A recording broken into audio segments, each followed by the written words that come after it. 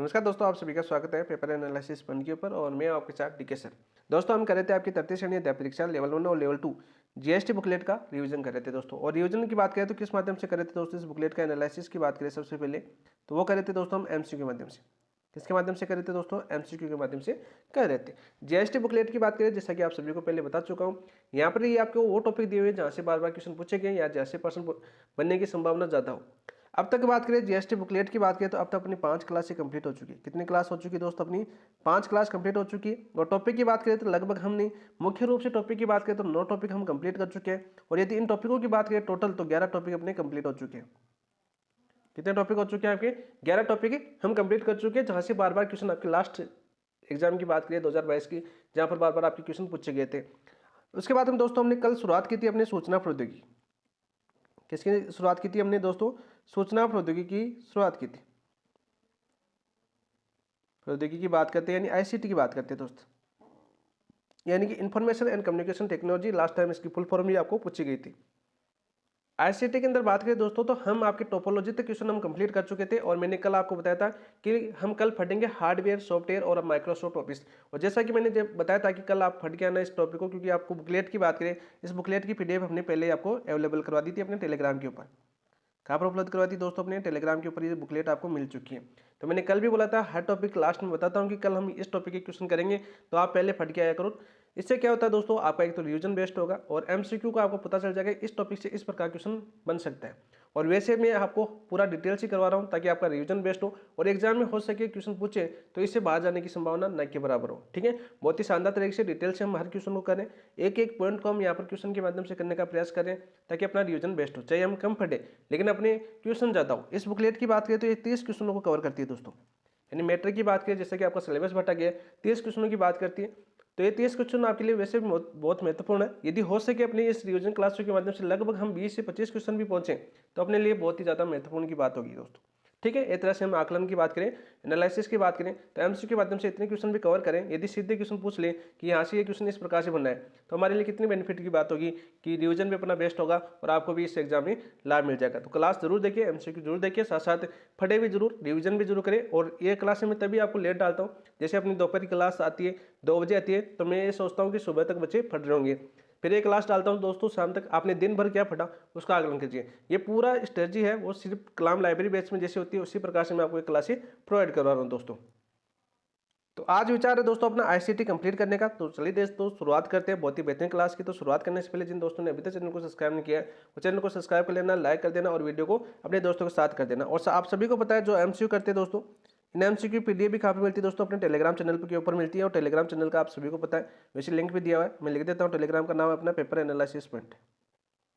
जिस चैनल से अपना यूट्यूब चैनल है उसी चैनल से दोस्तों अपना टेलीग्राम चैनल है, यहाँ पर आप जुड़ सकते हैं। यहाँ पर आपको जीएसटी बुकलेट भी मिल जाएगी, डाली हुई है, अभी आप रिवीजन कर सकते हो। साथ साथ मैंने टेस्ट 2 यानी 2.0 के टेस्ट 2 का एनालिसिस हो रहा है, उनको भी एनालिसिस कीजिए। वहाँ पर दोस्तों आपका ज़्यादा क्वेश्चन एनालिसिस होगा क्योंकि आपका सिलेबस पूरा कवर होगा।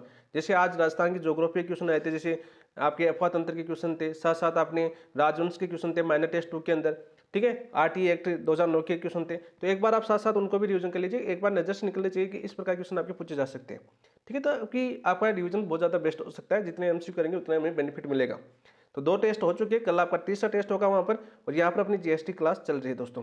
काफ़ी दोस्तों के मैसेज भी आ रहे हैं कि सर कैसे भी करके जीएसटी कंप्लीट करवाना। तो दोस्तों टेंशन न लो, 11 और 12 तारीख तक आपकी जीएसटी बुकलेट हम कंप्लीट करवा देंगे। जैसे कल संडे है तो संडे को एक लंबी क्लास लेंगे।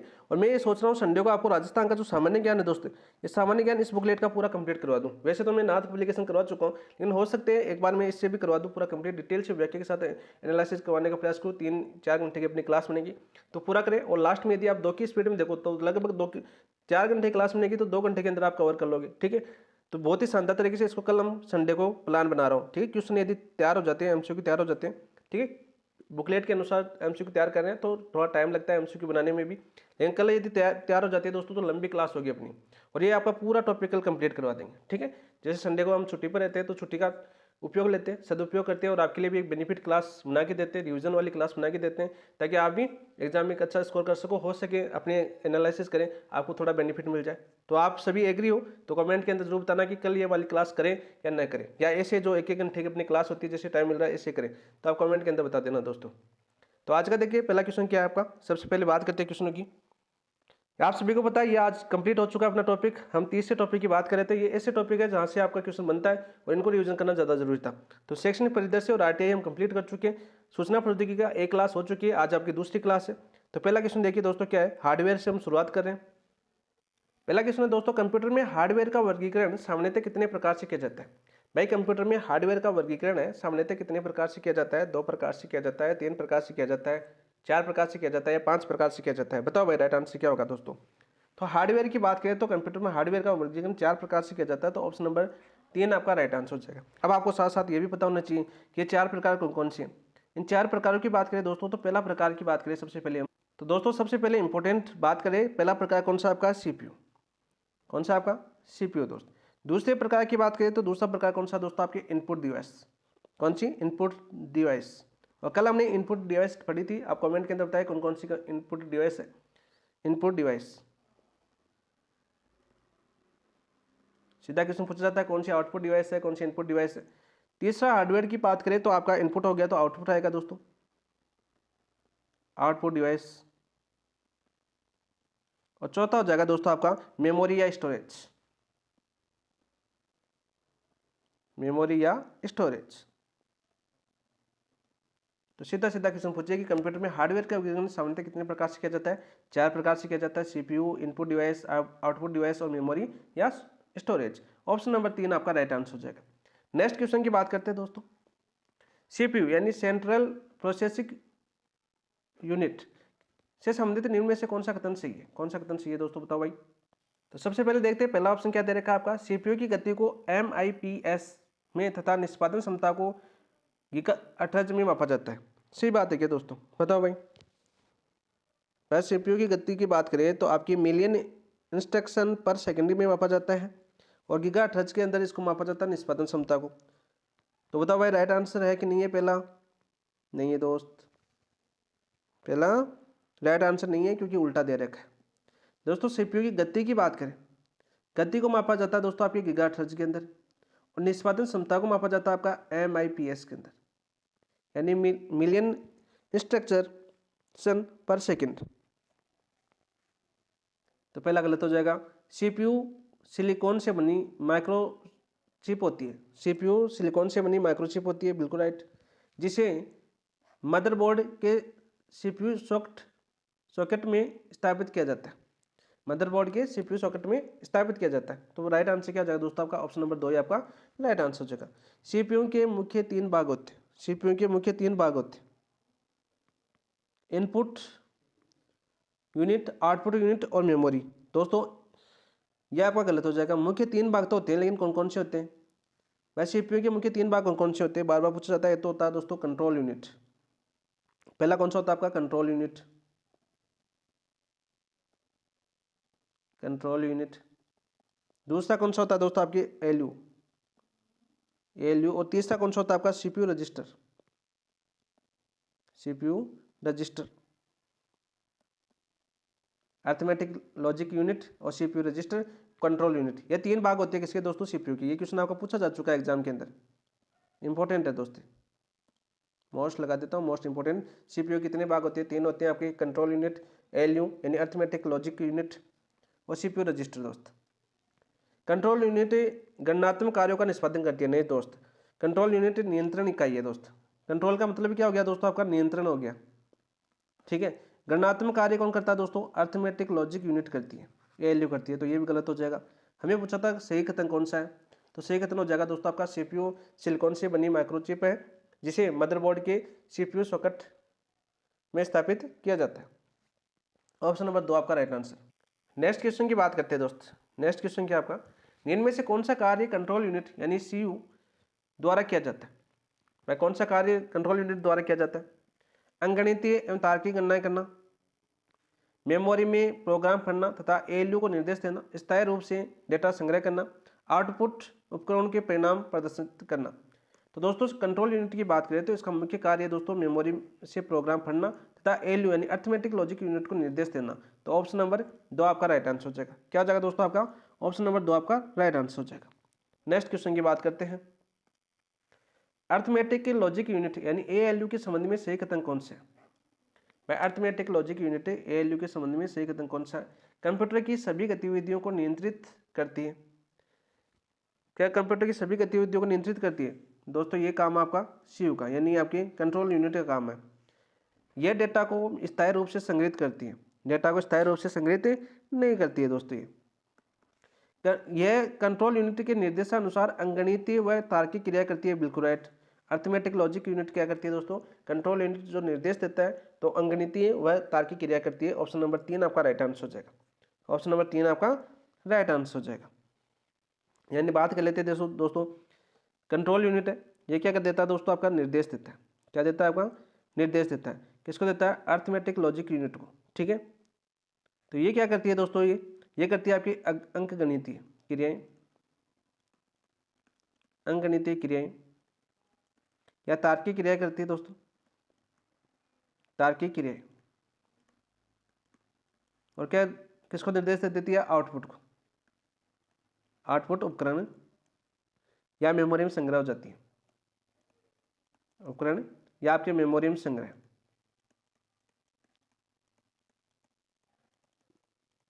तो सीधा क्वेश्चन आपका पूछा जा सकता है। ऑप्शन नंबर 3 आपका राइट आंसर हो जाएगा। नेक्स्ट क्वेश्चन की बात करते हैं दोस्त, CPU रजिस्टर का मुख्य कार्य क्या? तो CPU रजिस्टर का मुख्य कार्य दोस्त बड़ी मात्रा में डेटा का स्थायी संग्रह, वर्तमान में प्रोसेस को हो रहे डेटा का निर्देश अस्थायी रूप से रखना। दोस्तों CPU रजिस्टर क्या करता है? जो हो रहे आपके वर्तमान में प्रोसेस हो रहे डेटा व निर्देश को क्या करता है? अस्थायी रूप से स्टोरेज करता है, यानी अस्थायी रूप से अपने अंदर रखता है दोस्तों। तो ऑप्शन नंबर 2 आपका राइट आंसर हो जाएगा, ठीक है। ऑप्शन नंबर 2 आपका राइट आंसर हो जाएगा। अब देखो हमने क्या पढ़ा, इस चीज़ को समझते दोस्तों, इस चीज़ को हम समझते हैं दोस्तों। हमने पढ़ा CPU पढ़ा हमने, ठीक है। सेंट्रल प्रोसेसिंग यूनिट की बात करते हैं, ये पढ़ा, इसको समझो दोस्तों, यहाँ से क्वेश्चन बनते हैं आगे। सबसे पहले हमने पढ़े मुख्य भाग। क्या पढ़े दोस्तों? मुख्य भाग पढ़े। कितने पढ़े दोस्तों? 3 पढ़े। देखो शॉर्ट में याद करो। पहला भाग कौन सा पढ़ा? पहला भाग पढ़ा दोस्तों हमने कंट्रोल यूनिट यानी CPU, कंट्रोल यूनिट पढ़ा हमने। क्या पढ़ा दोस्तों? Control unit. ये क्या है दोस्तों? आपकी नियंत्रण इकाई। क्या थी? आपकी नियंत्रण इकाई थी, जो क्या कहते हैं दोस्तों? आपकी सभी प्रकार की गतिविधियों को नियंत्रित करती है, ठीक है। सीधा सीधा क्वेश्चन आपका पूछा जाता है। तो मेमोरी में से प्रोग्राम पढ़ना तथा उनकी व्याख्या करना भी किसका काम है? इसका कार्य है CPU की। कार्य की बात करते हैं जो बार बार क्वेश्चन पूछा जाता है, जैसे आपकी CPU की समस्त आंतरिक क्रियाओं का संचालन करना, CPU की आंतरिक क्रियाओं का संचालन, आंतरिक क्रियाओं का संचालन दोस्त पहला कार्य तो कंट्रोल यूनिट का ही है। दूसरा कार्य इनपुट और आउटपुट क्रियाओं का नियंत्रण करना, इनपुट व आउटपुट क्रियाओं का नियंत्रण। तीसरा काम क्या है इसका दोस्त? कंट्रोल यूनिट का तीसरा कार्य है मेमोरी से प्रोग्राम पढ़ना, मेमोरी से प्रोग्राम पढ़ना व व्याख्या करना, वह व्याख्या करना। सीधा क्वेश्चन आपका पूछ लिया जाता है। और चौथा कार्य इसका मोस्ट इंपोर्टेंट कार्य है दोस्त, वह है दोस्त आपके अर्थमेटिक लॉजिक यूनिट को निर्देश देना,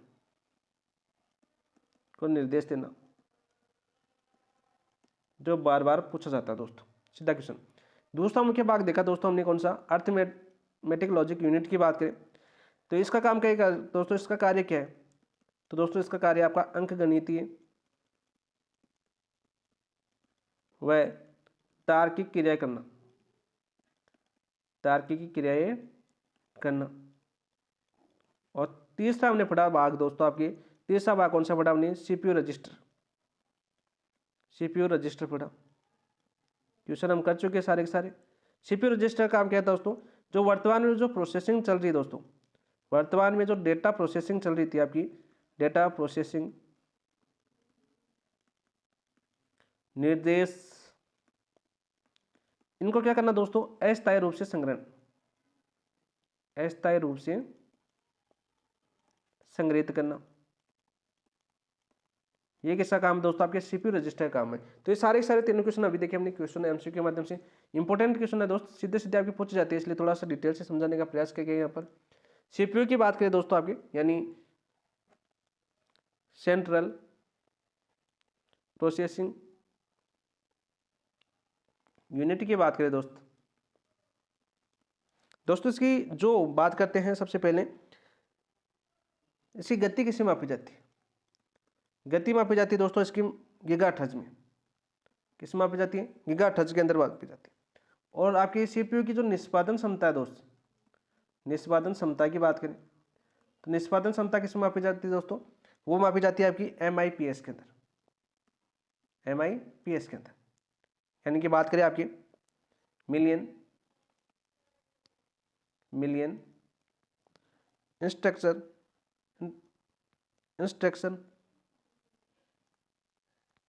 पर सेकंड।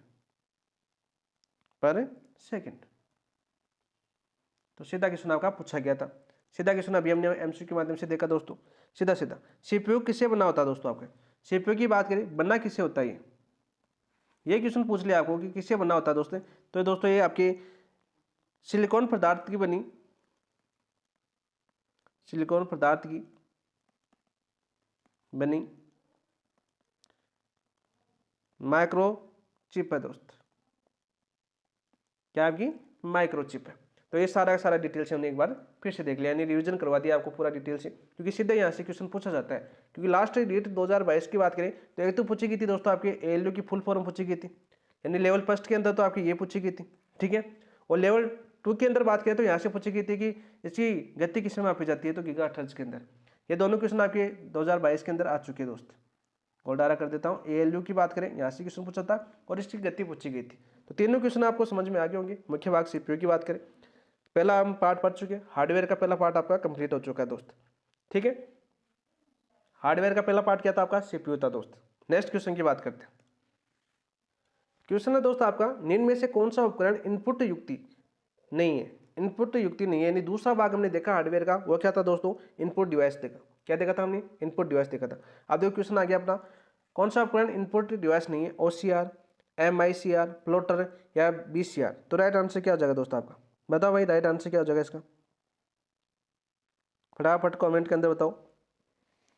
इनपुट डिवाइस कौन सी नहीं है दोस्त? देखो दोस्तों, OCR की बात करें, ऑप्टिकल कैरेक्टर रीडर, यह आपकी इनपुट डिवाइस है। MICR की बात करें, मैग्नेटिक इंक कैरेक्टर रीडर, तो ये भी आपकी इनपुट है। BCR की बात करें दोस्तों आपकी बार कोड रीडर, तो ये भी आपकी इनपुट डिवाइस है, लेकिन प्लॉटर नहीं है दोस्त। ऑप्शन नंबर 3 आपका राइट आंसर हो जाएगा। प्लॉटर कैसी डिवाइस है दोस्त? आपकी आउटपुट डिवाइस, आउटपुट डिवाइस, यानी हिंदी में भी बता देता हूं, निर्गम युक्ति, निर्गम युक्ति है दोस्त। क्या युक्तियां बता देता हूं, ठीक है। इनपुट डिवाइस को क्या बोलते हैं दोस्तों? आगम युक्तियां बोलते हैं। हिंदी की बात करें, इनपुट युक्तियों क्या बोलते हैं आपके? आगाम युक्तियां बोलते हैं, क्योंकि हिंदी में भी शब्द लिखा हुआ आ जाता है तो आप कंफ्यूज हो जाते हैं, ठीक है। तो प्लॉटर नहीं है दोस्त। प्लॉटर कैसे? आपकी आउटपुट डिवाइस है। सीधा सीधा क्वेश्चन आपका पूछा जा सकता है। वैसे बात करें आपके इनपुट डिवाइस की, तो यहाँ पर याद कर लेते हैं इनपुट डिवाइस कौन कौन सी है। सारे के सारे याद कर लो एक साथ ही। देखो सबसे पहले पूछा जाता है आपका क्वेश्चन, बहुत बार पूछा गया, कीबोर्ड। कीबोर्ड क्या है दोस्त? आपकी एक इनपुट डिवाइस। क्या आपकी? Input device. माउस की बात करें दोस्त, तो माउस क्या है आपका? Input device. सीधा सीधा क्वेश्चन पूछा जाएगा। टच पैड क्या है दोस्तों आपका? टच पैड भी क्या आपका? इनपुट डिवाइस है। स्क्रीन, मोबाइल की स्क्रीन को ले सकते हो। जॉयस्टिक जो आपके गेम खेलने में काम आता है, जॉयस्टिक इसमें आता है आपका, गेम खेलने में काम आता है, बार बार पूछा जाता है।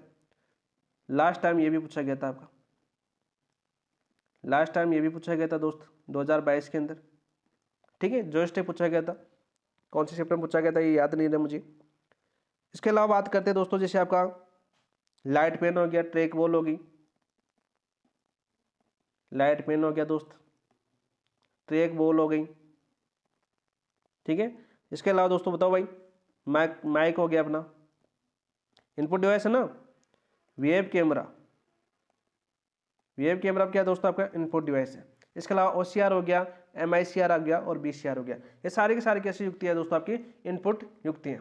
ऑप्शन नंबर 3 आपका राइट आंसर हो जाएगा। तो आपके हार्डवेयर का दूसरा पार्ट आज कंप्लीट हो चुका है। नेक्स्ट बात करते हैं तीसरे पार्ट की। तीसरा पार्ट था दोस्तों आपका, कौन सा था आपका? Output device. तो वहां से क्वेश्चन आपका, प्लॉटर की गुणवत्ता या एक्यूरेसी सामान्यतः किन पदों में मापी जाती है? प्लॉटर है दोस्त, इसकी गुणवत्ता या एक्यूरेसी सामान्यतः किन पदों में मापी जाती है? स्पीड एवं मेमोरी, या रेजुलेशन एवं रिपीटेबिलिटी, पिक्सल एवं बिटरेट, फॉन्ट एवं कलर। बताओ भाई, बताओ भाई। प्लॉटर है आपका, ठीक है। प्लॉटर की एक्यूरेसी या गुणवत्ता को किसमें मापी जाती है दोस्त? तो ये मापी जाती है दोस्तों आपके रेजुलेशन एवं रिपीटेबिलिटी के अंदर। ऑप्शन नंबर 2 आपका राइट आंसर हो जाएगा। मोस्ट इंपॉर्टेंट क्वेश्चन है आपका। तो दोस्तों हार्डवेयर का तीसरा पार्ट क्या पढ़ा था हमने? तीसरा पार्ट पढ़ा था हमने आउटपुट डिवाइस की बात करते हैं हम। आउटपुट डिवाइस की बात करते हैं, कौन कौन से होते हैं आउटपुट डिवाइस, याद कर लो साथ साथ। जैसे आपका प्रोजेक्टर हो गया। प्रोजेक्टर क्या है दोस्त? आपका आउटपुट डिवाइस है, याद करो। प्रोजेक्टर क्या है? आपका आउटपुट डिवाइस है। स्पीकर क्या है दोस्तों? आपका आउटपुट डिवाइस है। इसके अलावा दोस्तों याद करो, आपका मॉनिटर क्या है? आपका मॉनिटर भी क्या आपका आउटपुट डिवाइस है। इसके अलावा आप प्रिंटर याद कर सकते हो, प्रिंटर भी क्या आपका आउटपुट डिवाइस है। सीधे सीधे आपका क्वेश्चन पूछा जाएगा दोस्त, सीधा सीधा क्वेश्चन आपका पूछा जाएगा। अब देखो हमने बात करें आउटपुट पढ़ा, हमने इनपुट पढ़ा। तो एक क्वेश्चन आपका पूछा गया था रीट 2022 में, ऐसे उपकरण का नाम बताओ जो आउटपुट और इनपुट दोनों है। तो नेक्स्ट क्वेश्चन उसके ऊपर आपका देखिए, आपका निम्न में से कौन सा उपकरण इनपुट एवं आउटपुट दोनों प्रकार की युक्ति के रूप में कार्य करता है? Most important question, last time 2022 में यहाँ से भी क्वेश्चन पूछा गया था, ठीक है। और 2022 में पूछा गया था आपका मॉडेम। क्या पूछा गया था? आपका मॉडेम, ठीक है। अब देखो मैं क्वेश्चन क्या दिया हुआ है, निम्न में से कौन सा उपकरण इनपुट एवं आउटपुट दोनों प्रकार की युक्ति के रूप में कार्य करता है? स्कैनर की बात करें, सबसे पहले आया अपना स्कैनर, ठीक है। स्कैनर तो कैसा है दोस्त आपका, बताओ भाई। स्कैनर कैसा आपका? इनपुट डिवाइस, इनपुट है। प्रिंटर की बात करें तो अभी देखा हमने क्या आपकी आउटपुट है। प्लॉटर भी क्या है दोस्त? आपका आउटपुट है। तो बच गया कौन? आपका टच स्क्रीन। ऑप्शन नंबर 3 आपका राइट आंसर हो गया। तो यहाँ पर देखो बात करते हैं हम आपकी इनपुट आउटपुट, बोथ लिख देता हूँ, ठीक है। बोथ दोनों के रूप में काम करते हैं, वो कौन कौन से उपकरण है? तो यहाँ पर देखो सबसे पहला आता है आपका मॉडियम। मॉडियम की बात करते हैं, यानी मॉडियम की बात करते हैं दोस्त। ये पूछा गया था आपका रीट 2022 में। प्रीवियस ईयर के क्वेश्चन साथ साथ ही करवा देता हूँ, ठीक है। रिवीजन के अंदर भी काम आ जाएंगे कि यहाँ से ऐसे क्वेश्चन पूछे गए थे, तो आपको इनका भी पता चले। टच स्क्रीन हो चुका है दोस्तों अपना। दूसरा बात करते हैं आपके फैक्स मशीन, फैक्स मशीन। तीसरा बात करते हैं जैसे आपकी नेटवर्क कार्ड, नेटवर्क कार्ड की बात कर लेते हैं दोस्त। चौथे की बात करते हैं आपके पेन ड्राइव। पेन ड्राइव आप सभी जानते हो ना, पेन ड्राइव। अरे अपने डेटा फोटो वगैरह सेव करते हो आप पेन ड्राइव अलग से लाके, ठीक है। सैंडिस्क का वगैरह लाते हो ना, वही होता है आपका पेन ड्राइव। या कोई टीचर को आपने देखा होगा पेन ड्राइव में लाते हैं और स्मार्ट जो आपका टच बोर्ड है उसके अंदर लगाते हैं, फिर अपनी पीडीएफ यानी पीपीटी पढ़ाते हैं आपको, ठीक है। तो वो कैसा डिवाइस है? आपका इनपुट आउटपुट डिवाइस है दोस्त। तो ये 2022 में पूछा गया था। आगे इन तीनों चारों शब्दों के अंदर देख सकते हो आप, हो सकता है यहाँ से क्वेश्चन आपको छप सकता है, क्योंकि लास्ट टाइम पूछा गया उसके आसपास का यदि क्वेश्चन पूछता है बोर्ड, तो दोस्तों यहाँ से क्वेश्चन छप सकता है। अन्य इन चार का नाम और याद कर लेना दोस्तों, टच स्क्रीन, फैक्स मशीन, ज़्यादातर फैक्स मशीन ऐसे शब्द पूछेगा, नेटवर्क कार्ड ये भी इंपॉर्टेंट है, पेन ड्राइव और टच स्क्रीन, ठीक है। तो क्वेश्चन पूछा जा सकता है। नेक्स्ट क्वेश्चन की बात करते हैं दोस्त। साथ साथ आंसर भी दो भाई, क्या सही हो रहे हैं आप, ये नहीं हो रहे और समझ में आ रहा है कि नहीं आ रहा वो भी बता देना। थोड़ा सा हम रिविजन कर रहे हैं, थोड़ा डिटेल से इसलिए करा रहा हूँ ताकि आपको कोई दिक्कत ना हो एग्जाम के अंदर। तो हार्डवेयर पढ़ा दोस्तों हमने, हार्डवेयर के 4 प्रकार पढ़े थे। पहला पढ़ा था हमने सीपीयू, दोबारा सुन लीजिए। दूसरा हमने पढ़ा इनपुट डिवाइस, तीसरा हमने पढ़ा आउटपुट डिवाइस और चौथा हमने पढ़ा मेमोरी या स्टोरेज। तो ये आपके चौथे पार्ट से आपका क्वेश्चन है, ठीक है। सारे डिटेल से देख लो। निम्न में से कौन सी मेमोरी प्राइमरी या मेन मेमोरी के अंतर्गत आती है? कौन सी मेमोरी है भाई दोस्तों जो प्राइमरी यानी मेन मेमोरी के अंतर्गत आती है? Hard disk, CD ROM, RAM या पेन ड्राइव? तो राइट आंसर क्या हो जाएगा दोस्तों, बताओ भाई। रैम है जो आपकी primary memory and main memory के अंतर्गत आती है। तो ऑप्शन नंबर 3 आपका राइट आंसर हो जाएगा। देखो दोस्तों बात करते हैं हार्डवेयर का चौथा पार्ट था आपका मेमोरी। हार्डवेयर का चौथा पार्ट कौन सा था पढ़ा हमने? मेमोरी पढ़ा दोस्त, मेमोरी। या आपका स्टोरेज के रूप में भी देख सकते हैं, स्टोरेज, ठीक है दोस्तों। अब दोस्तों सबसे पहले आपका ये पूछा जाता है टाइप्स ऑफ मेमोरी। भाई इसके टाइप्स देखिए हम साथ याद कर लो। टाइप्स की बात करें तो कितने प्रकार है दोस्त? 2 प्रकारों में बांटा गया, मुख्य रूप से 2 प्रकारों में बांटा गया, क्वेश्चन पूछा जाता है बार बार, दोनों प्रकारों को इधर लिख देते हैं। जैसे पहला आता है दोस्तों आपकी इंटरनल मेमोरी, पहले भाग में कौन सी आती है आपकी इंटरनल मेमोरी, ठीक है, इंटरनल मेमोरी। इसी को क्या बोलते हैं दोस्तों आपके प्राइमरी, इंटरनल को क्या बोलते हैं दोस्त, प्राइमरी मेमोरी भी बोलते हैं, प्राइमरी मेमोरी, ठीक है, पूरा लिख देता हूँ, ठीक है। तीसरा इसको बोलते हैं दोस्तों आपके मेन मेमोरी, भी इसी को बोलते हैं मेन मेमोरी, भी किसको बोलते हैं दोस्त, इंटरनल मेमोरी को ही मेन मेमोरी बोलते हैं। तो उपनाम भी साथ साथ याद कर लो, सीधा जाए इंटरनल मेमोरी का उपनाम क्या है दोस्तों, प्राइमरी मेमोरी बोला जाता है और मेन मेमोरी भी बोला जाता है, इंपॉर्टेंट है दोस्त। दूसरी मेमोरी दोस्तों एक्सटर्नल मेमोरी की बात करते हैं, जो हम बाहर से डालते हैं ना दोस्तों, उसको बोलते हैं एक्सटर्नल मेमोरी। एक्सटर्नल मेमोरी की बात करते हैं दोस्तों, एम लिख देता हूँ, समझ जाओगे ना, एक्सटर्नल मेमोरी। इसी को क्या बोलते हैं, जैसे प्राइमरी इंटरनल को प्राइमरी बोलते हैं, तो एक्सटर्नल को क्या बोलते हैं दोस्तों, सेकेंडरी मेमोरी, सेकेंडरी मेमोरी, ठीक है, ये चीज़ें समझ जाओगे। और इसी को क्या बोलते हैं दोस्तों, एक्जिलरी मेमोरी बोलते हैं, एक्जिलरी मेमोरी बोलते हैं। तो उपनाम भी साथ साथ आपको याद होंगे। तो दोस्तों हमने मेमोरी देखी, चौथा पार्ट था हार्डवेयर का, चौथा पार्ट क्या था, मेमोरी था। मेमोरी को कितने भागों में बांटा दोस्तों, हमने दो भागों के अंदर बांटा, इंटरनल मेमोरी और एक्सटर्नल मेमोरी। इंटरनल मेमोरी का उपनाम पूछे तो प्राइमरी मेमोरी बोलते हैं, मेन मेमोरी बोलते हैं। एक्सटर्नल मेमोरी की बात करें, इसके उपनाम पूछे तो इसे सेकेंडरी मेमोरी बोलते हैं या एक्जिलरी मेमोरी भी बोला जाता है दोस्त। अब दोस्तों बात करते हैं दोस्तों, जो मेन मेमोरी है दोस्तों, इसको दो भागों में बांटा गया। कितने भागों में, अलग पेन से बता देता हूँ ताकि आपको अच्छे से समझ में आए दोस्त। जो इंटरनल मेमोरी है दोस्त, इसको दो भागों में बांटा गया। कितने भागों में बांटा गया है, दो भागों के बांटा गया। एक बांटा गया दोस्तों, इसको बोलते हैं कोर मेमोरी। कौन सी मेमोरी, कोर मेमोरी। और दूसरे की बात करें दोस्तों, आपका semiconductor memory, semiconductor memory, M लिख देता हूँ, ठीक है, सेमीकंडक्टर मेमोरी, सीधा सीधा क्वेश्चन पूछे। और दोस्तों जो एक्सटर्नल मेमोरी है, एक्सटर्नल मेमोरी कितने भागों में बांटा गया दोस्तों, आपके तीन भागों में बांटा गया। सेकेंडरी मेमोरी है, एक्सटर्नल मेमोरी है या आपकी एक्सिलरी मेमोरी है दोस्त, इसको कितने भागों में बांटा गया, आपके तीन भागों में बांटा गया। कौन कौन सी, तो आपके मैग्नेटिक मेमोरी, मैग्नेटिक मेमोरी, ठीक है, ऑप्टिकल की बात कर लेते हैं, ऑप्टिकल मेमोरी, ठीक है, फ्लैश मेमोरी, ठीक है, मैग्नेटिक मेमोरी, ऑप्टिकल मेमोरी और फ्लैश मेमोरी, एम लिख देता हूं ताकि आपको समझ में आए, ठीक है, शॉर्ट के अंदर याद करिए। अब देखो दोस्तों, यहाँ से देखो इंपॉर्टेंट क्वेश्चन यहाँ से बनता है एक, सेमीकंडक्टर मेमोरी को कितने भागों में बांटा गया। सेमीकंडक्टर मेमोरी की बात करें तो कितने भागों में बांटा गया दोस्तों, आपके चार भागों में बांटा गया। कितने टाइप है आपके, चार भाग। कौन कौन से, देखो यहाँ से बहुत बार पूछा गया, आगे देखो कि क्वेश्चन भी आएगा सभी मेमोरी से, एक बार देख लेते हैं। पहले आती है आपके दोस्तों रैम, पहले कौन सी आती है आपकी, रैम। दूसरी कौन सी आती है आपकी, रोम। तीसरी कौन सी आती है आपकी, कैसे। और चौथी आती है आपकी रजिस्टर। सबसे तेज मेमोरी कौन सी है आपकी, रजिस्टर।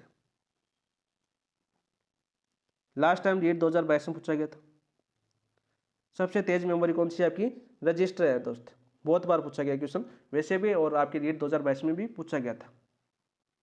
तो इसको गोल्ड आर एम पे कर देता हूँ, ठीक है दोस्तों।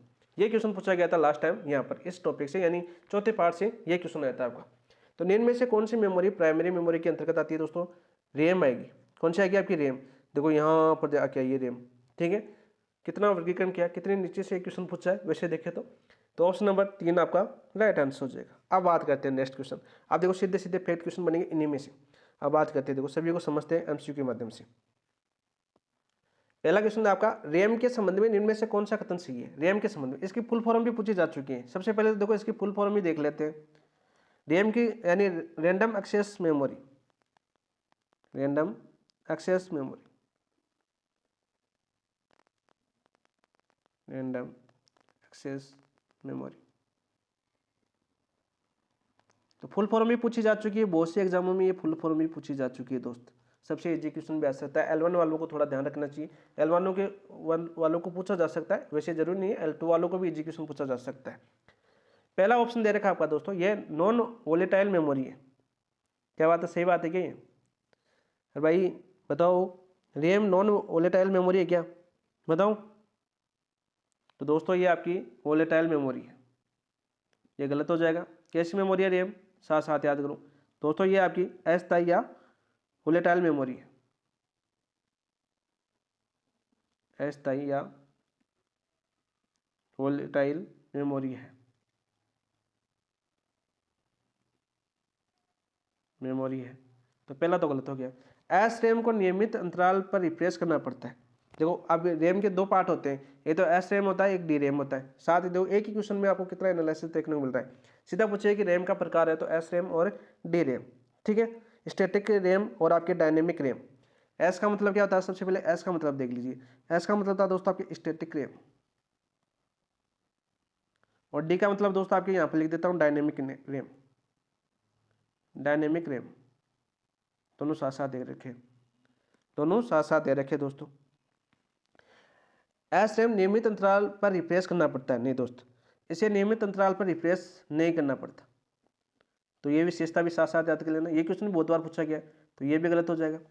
डी रैम को नियमित अंतराल पर रिफ्रेश करना पड़ता है, यस। डी रैम है आपकी यानी डायनेमिक मेमोरी है आपकी, या डायनेमिक रैंडम एक्सेस मेमोरी है, इसको रिफ्रेश करना पड़ता है अंतराल पर यानी नियमित अंतराल पर। तो ऑप्शन नंबर 3 आपका सही हो जाएगा। और सही कथन तो पूछा हमें, रैम में BIOS संग्रहित होता है, नहीं दोस्त आपके रैम में BIOS संग्रहित नहीं होता है, यह गलत हो जाएगा। ये किस में होता है दोस्तों, BIOS संग्रहित आपका रोम में होता है, यानी रीड ओनली मेमोरी के अंदर होता है। नेक्स्ट क्वेश्चन देखेंगे इसके ऊपर, तो पूरा का पूरा एक ही क्वेश्चन के माध्यम से पूरा रैंडम एक्सेस मेमोरी आपको समझ में आ गई होगी। सीधा पूछिए ये रैम कैसी मेमोरी आपकी, अस्थायी वोलेटाइल मेमोरी है दोस्त। इसके दो भाग होते हैं, कौन कौन से, एस रैम, स्टैटिक रैम और आपकी डी रैम यानी डायनेमिक रैम।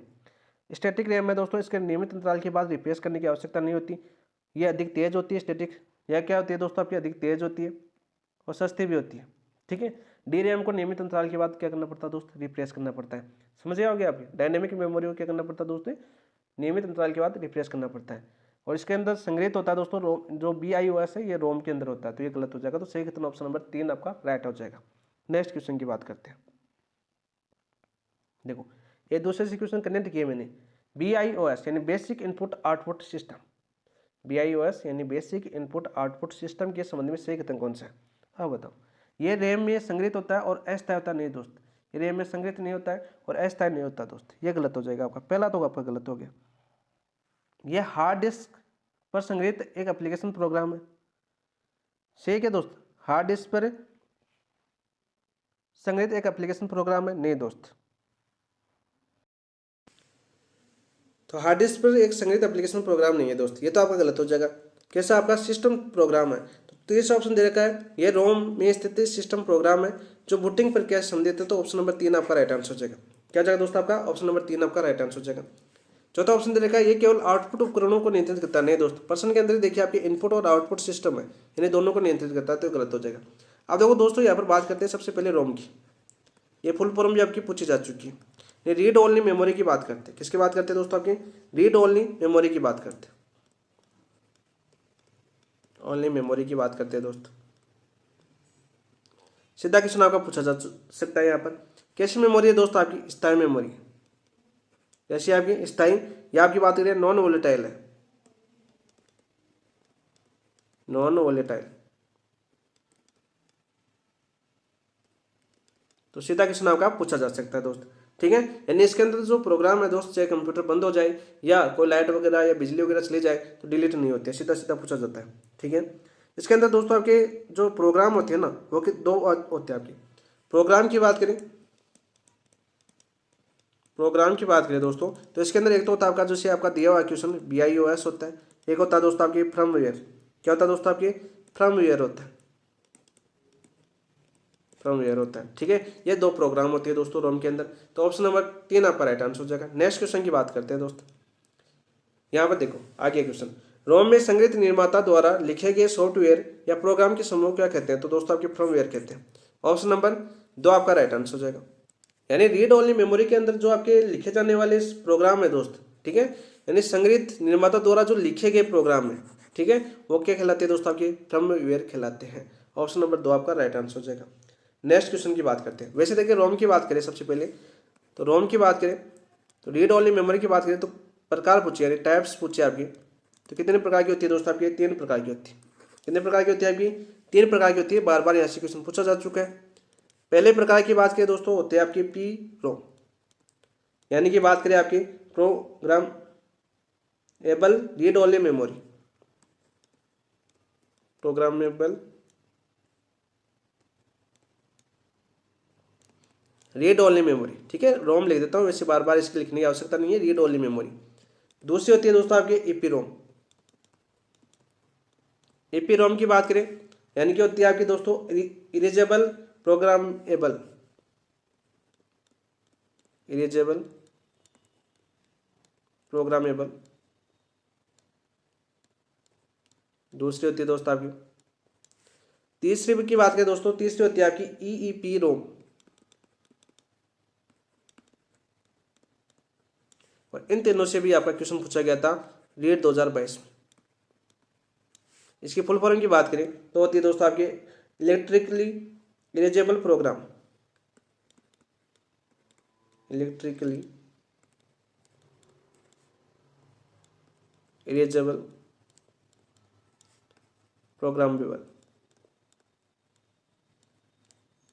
मेमोरी, यानी रोम लिख देता हूँ, read only memory, read only memory. इसकी फुल फॉर्म भी पूछी जा सकती है, यानी पूरा नाम भी पूछा जा सकता है, बहुत से एग्जाम पूछे गए दोस्तों। तो मुख्य रूप से कितने प्रकार की होती है आपकी, 3 प्रकार की होती है। रीट 2022 में ऐसे भी एक क्वेश्चन आपको पूछा गया था। ऑप्शन नंबर 2 आपका राइट आंसर हो जाएगा। नेक्स्ट क्वेश्चन की बात करते हैं दोस्त, एपी रोम में संग्रहित प्रोग्राम को मिटाने के लिए किसका उपयोग किया जाता है। आप देखो, आप सभी को सीधे सीधे क्वेश्चन पूछेगा कि ईपी रोम में संग्रहित प्रोग्राम को मिटाने के लिए किसका प्रयोग किया जाता है, विद्युत तरंगों का, चुंबकीय क्षेत्र का, पराबैंगनी किरणों का, या लेजर किरणों का। तो राइट आंसर क्या हो जाएगा दोस्तों आपका, बताओ भाई, पराबैंगनी किरणों का। ये सारे क्वेश्चन आपके पूछे गए प्रीवियस ईयर। तो ऑप्शन नंबर 3 आपका राइट आंसर हो जाएगा, ऑप्शन नंबर 3 आपका राइट आंसर हो जाएगा। नेक्स्ट क्वेश्चन की बात करते हैं दोस्त, निम्न में से किस प्रकार की रोम में प्रोग्राम को केवल एक बार लिखा जा सकता है। देखो, केवल एक बार लिखा जा सकता है लेकिन बार बार पढ़ा जा सकता है। लिखा तो सिर्फ एक बार जा सकता है, दोबारा लिखा नहीं जा सकता, लेकिन बार बार पढ़ा जा सकता है। एपी रोम, ईईपी रोम, या पी रोम, या फ्लैश रोम। तो राइट आंसर क्या हो जाएगा दोस्तों आपका, राइट आंसर हो जाएगा आपका पी रोम के अंदर, ऑप्शन नंबर 3 आपका राइट आंसर हो जाएगा। नेक्स्ट क्वेश्चन की बात करें दोस्तों, नेक्स्ट क्वेश्चन क्या है, किस प्रकार की रोम में प्रोग्राम को विद्युत तरंगों द्वारा मिटाकर पुनः लिखा जा सकता है। किस प्रकार की रोम में प्रोग्राम को विद्युत तरंगों द्वारा मिटाकर पुनः लिखा जा सकता है, पी रोम, ईपी रोम, ईईपी रोम, या मास्क रोम। तो राइट आंसर क्या हो जाएगा दोस्तों आपका, हो जाएगा आपका ईईपी रोम, ऑप्शन नंबर 3 आपका राइट आंसर हो जाएगा। तो तीनों क्वेश्चनों से, तीनों आपकी प्रकार की बात की रोम के तीनों प्रकारों से एक एक क्वेश्चन करवा दिया, साथ साथ उनकी फुल फॉर्म करवा दी। ये क्वेश्चन आपके पूछे जाते हैं, ठीक है, और यही क्वेश्चन आपके पूछे जाएंगे आपके एग्जाम के अंदर यदि पूछा जाता है यहाँ से। तो नेक्स्ट क्वेश्चन की बात करते हैं दोस्त, निम्न में से कौन सा कथन कैसे मेमोरी के संबंध में सही है। तो दोस्तों हमने मेमोरी पढ़ी थी, मेमोरी कौन सी पढ़ी थी, सबसे पहले बात करें हम मेन मेमोरी पढ़ी थी, आपकी प्राइमरी मेमोरी पढ़ी थी। प्राइमरी मेमोरी के अंदर हमने सेमीकंडक्टर मेमोरी पढ़ी थी। तो सेमीकंडक्टर मेमोरी के हमने 4 भाग देखे थे, जिसमें हमने रैम पढ़ चुके हैं, रोम पढ़ चुके हैं, और तीसरी मेमोरी पढ़ी थी दोस्तों हमने कैसे मेमोरी। अब वहाँ से क्वेश्चन पूछा गया आपका, इनमें से कौन सा कथन कैसे मेमोरी के संबंध में सही है। यह मुख्य मेमोरी रैम के बाद सबसे धीमी मेमोरी, बताओ भाई सही है क्या। नहीं दोस्त, ये आपका गलत हो जाएगा। ये सीपीयू, यानी ये सीपीयू रजिस्टर और मुख्य मेमोरी के बीच बफर के रूप में कार्य करती है, बिल्कुल राइट, ऑप्शन नंबर 2 आपका राइट आंसर हो जाएगा। सीधा भी पूछा जाता है, कैसे मेमोरी सीपीयू रजिस्टर और मुख्य मेमोरी के बीच में किसका कार्य करती है दोस्तों, बफर का काम करती है। ये क्वेश्चन में आपका पूछा जा चुका है।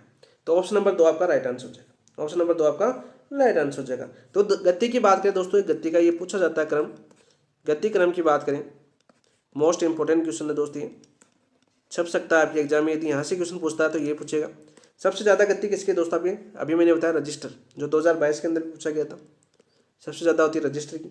रजिस्टर के बाद होती है दोस्तों कैसे मेमोरी, और कैसे मेमोरी के बाद होती है दोस्तों आपकी रैंडम एक्सेस मेमोरी, और फिर होती है दोस्तों आपकी SSD, और फिर होती है दोस्तों आपकी HDD। ये क्रम याद कर लेना दोस्तों, मोस्ट क्वेश्चन है ये, इंपॉर्टेंट क्वेश्चन है, ऑप्शन नंबर 2 आपका राइट आंसर हो जाएगा। नेक्स्ट क्वेश्चन की बात करते हैं, ये देखो तो सेकेंडरी मेमोरी की बात आ गई, आपकी एक्सटर्नल मेमोरी की बात आ गई। अब देखो हमने प्राइमरी मेमोरी की बात करें, मेन मेमोरी की बात करें, या आपकी इंटरनल मेमोरी की बात करें, तो सारे क्वेश्चन हम कर चुके हैं, ठीक है। अब बात करते हैं सेकेंडरी मेमोरी की।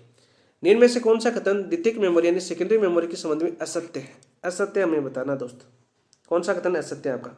इसमें संग्रहित डेटा कंप्यूटर बंद होने पर सुरक्षित रहता है, बिल्कुल रहता है दोस्त, ये तो सत्य बात है। अभी देखना हमने सेकेंडरी मेमोरी के अंदर क्या होता है दोस्तों, जो डेटा है बंद होने पर भी क्या रहता है, सुरक्षित रहता है।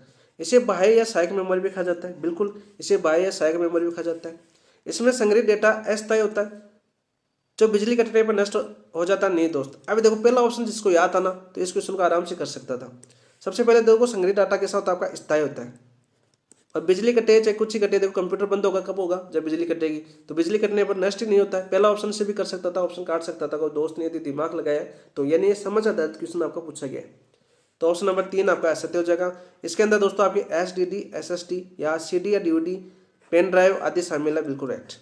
सेकेंडरी मेमोरी के अंदर SSD, SSD या CD या DVD या पेन ड्राइव आपके शामिल होते हैं। तो ऑप्शन नंबर 3 आपका असत्य खत्म हो जाएगा। नेक्स्ट क्वेश्चन की बात करते हैं दोस्त। नेक्स्ट क्वेश्चन क्या आपका, निम्न मेमोरी यूनिट की बात करते हैं दोस्त। कोई स्टोरेज कैपेसिटी के अनुसार सबसे कम से सबसे ज़्यादा तक सही क्रम कौन सा है। तो सबसे कम कौन सा आता है आपका दोस्तों, बीट आता है, बाइट, KB, MB और GB दे रखा है। तो बताओ भाई सबसे कम कौन सा आएगा इनमें। तो सबसे कम आएगा दोस्तों आपका बीट, ठीक है। बीट से ज़्यादा क्या होता है दोस्तों, बाइट। बीट से ज़्यादा क्या होता है आपका, बाइट होता है। बाइट से ज़्यादा क्या होता है दोस्तों, KB से ज़्यादा क्या होता है आपका MB से ज़्यादा क्या होता है आपका GB। तो ऑप्शन नंबर 1 आपका राइट आंसर हो जाएगा। ऑप्शन नंबर 1 आपका राइट आंसर हो जाएगा। सीधा सीधा क्वेश्चन पूछा जाता है, मेमोरी की इकाइयों से यानी यूनिट्स ऑफ मेमोरी से यहाँ से क्वेश्चन पूछा गया है। तो सबसे पहले बात करें आपके, देखो दोस्तों आपके यूनिट ऑफ मेमोरी की बात करें तो प्रोसेस किस पर किया जाता है, यानी बाइनरी अंक पर इसको प्रोसेस किया जाता है। बाइनरी अंक पूछा गया था, ये 2022 में क्या होते हैं आपके 0 और 1 होते हैं। ये 2022 में पूछा गया था, बाइनरी अंक 0 और 1 होते हैं, ठीक है, 8 के अंदर। अब दोस्तों यहाँ पर देखो आपका एक क्वेश्चन ये भी पूछा गया था 2022 के अंदर कि बिट 4 बिट किसके बराबर होते हैं, निबल के बराबर। यहाँ से क्वेश्चन पूछा गया था, बाइट वाला क्वेश्चन आया था, आप सभी को याद हो तो। एक निबल 4 बाइट किसके बराबर होते हैं दोस्तों, एक निबल के बराबर होते हैं, ठीक है दोस्तों। 8 बाइट किसके बराबर होते हैं दोस्त, 8 बिट किसके बराबर होते हैं आपके, 1 बाइट के बराबर होते हैं। ये क्वेश्चन आपका पूछा गया था रीट 2022 के अंदर। ये भी कब आया था दोस्त आपका 2022 के अंदर क्वेश्चन आया था। तो सारे करवा दिए मैंने प्रीवियस ईयर क्वेश्चन भी साथ साथ। अब देखो दोस्तों 1024 बाइट आराम से कर सकते हो, किस में आ जाएगा दोस्तों आपका 1024 बाइट 1 KB के अंदर आ जाएगा, किलो बाइट के अंदर आ जाएगा KB, ठीक है। शॉर्ट में लिख दूँ क्या, KB लिख देता हूँ ना ताकि आपको पूरे आ जाए। फिर दोस्तों 1 KB आप सभी को पता है 1024 KB की बात करें तो किस में बदल जाएगा दोस्तों, 1 MB के अंदर बदल जाएगा, किसमें 1 MB के बराबर होगा। और 1024 MB की बात करें दोस्तों तो ये किस में आ जाएगा आपका 1 GB के अंदर आ जाएगा। अब आप कर लोगे सारे सीधे सीधे। फिर 1024 GB की बात करें दोस्तों तो 1024 1 टेराबाइट में आ जाएगा, TB के अंदर आ जाएगा। और 1024 TB की बात करें दोस्तों तो किस में आ जाएगा दोस्तों आपका पेंटाबाइट में आ जाएगा, PB, एक ही PB के अंदर आ जाएगा। तो यहाँ से भी क्वेश्चन आपका पूछा जा सकता है। सारे के सारे मैंने बता दिए, ज़्यादा लंबा नहीं पूछेगा, शॉर्ट में पूछेगा तो यहाँ से पूछेगा यहाँ तक। आज तक KB वाला पूछा गया है, MB वाला पूछा गया है। वैसे प्रीवियस ईयर की बात करें अदर एग्जामों में भी जैसे कंप्यूटर सहायक वगैरह के अंदर तो यहाँ तक ही पूछा गया। और आपको लास्ट टाइम 2022 में यही पूछा गया था 8 बाइट किसके बराबर होता है, 8 बिट किसके बराबर होता है, 1 बाइट के बराबर। क्रम पूछा जा सकता है तो क्रम याद कर लेना। ऑप्शन नंबर 1 आपका राइट आंसर हो जाएगा। ऑप्शन नंबर 1 आपका राइट आंसर हो जाएगा। नेक्स्ट क्वेश्चन की बात करते हैं दोस्त।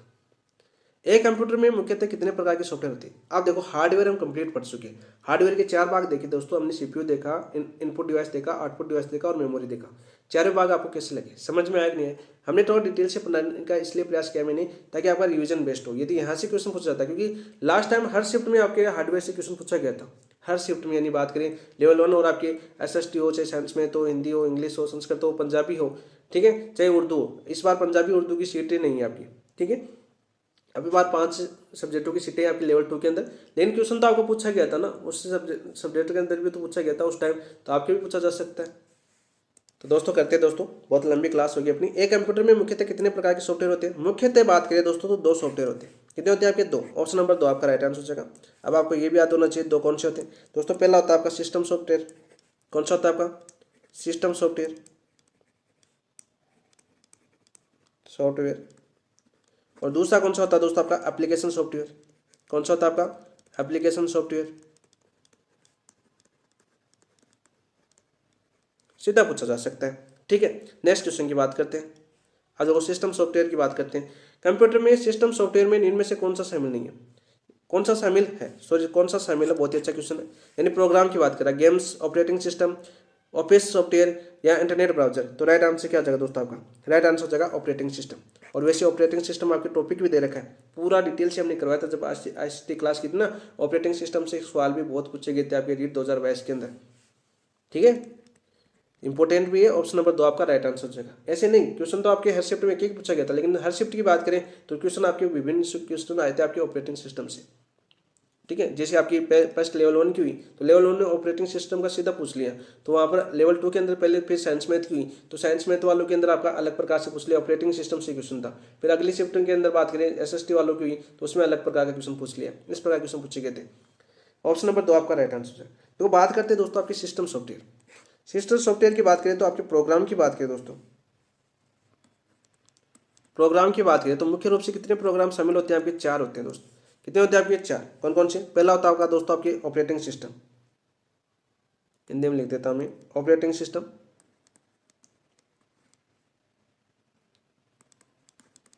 ऑपरेटिंग सिस्टम, ठीक है। दूसरा होता है दोस्तों आपके यूटिलिटी प्रोग्राम, यूटिलिटी प्रोग्राम। और तीसरा प्रोग्राम होता है दोस्तों आपका भाषा संसाधक, भाषा संसाधक। और चौथा था दोस्त आपका प्रोग्रामिंग भाषाएं, प्रोग्रामिंग भाषाएं दोस्त। सीधा क्वेश्चन पूछा जा सकता है। ऑप्शन नंबर 2 आपका राइट आंसर हो जाएगा। नेक्स्ट क्वेश्चन की बात करते हैं दोस्त, ऑपरेटिंग सिस्टम का मुख्य कार्य क्या है? आप देखो हर सिस्टम से एक क्वेश्चन लिया गया है यहाँ पर। सीधा क्वेश्चन पूछिए कि ऑपरेटिंग सिस्टम का मुख्य कार्य क्या है दोस्त? कंप्यूटर को केवल बंद करना, क्या यही है आपका? कंप्यूटर के सभी कार्यों का संचालन करना और उपयोगकर्ता तथा हार्डवेयर के बीच मध्यस्थता करना किसका काम है दोस्तों? आपके ऑपरेटिंग सिस्टम का काम है दोस्त। तो ऑप्शन नंबर 2 आपका राइट आंसर हो जाएगा। नेक्स्ट क्वेश्चन की बात करें, यानी योजक कड़ी का काम करते हैं। कार्य क्या दोस्तों आपके? योजक कड़ी का काम करता है। सीधा क्वेश्चन पूछा जा सकता है, किसके रूप में काम करता है? तो योजक कड़ी के रूप में काम करता है दोस्त, इंपॉर्टेंट है। नेक्स्ट क्वेश्चन, निम्न में से कौन सा लैंग्वेज ट्रांसलेटर उच्च स्तरीय प्रोग्रामिंग भाषा को पंक्ति दर पंक्ति मशीनी भाषा में परिवर्तित करता है? Compiler, assembler, interpreter, linker. तो राइट आंसर क्या जाएगा दोस्तों आपका? इंटरप्रेटर।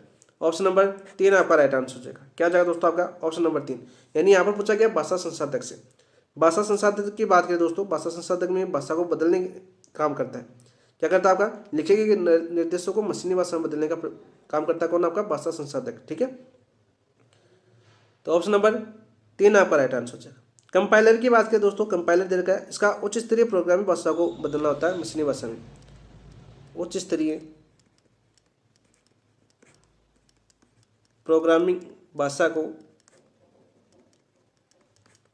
को मशीनी भाषा में बदलता है। किससे बदलता है दोस्तों? मशीनी भाषा में बदलता है। तो साथ साथ ये भी याद कर लो। दूसरा ऑप्शन दे रखा है आपका दोस्त असेंबलर। असेंबलर का क्या बात काम करता दोस्तों? असेंबली भाषा में लिखे गए प्रोग्राम को, असेंबली भाषा में लिखे प्रोग्राम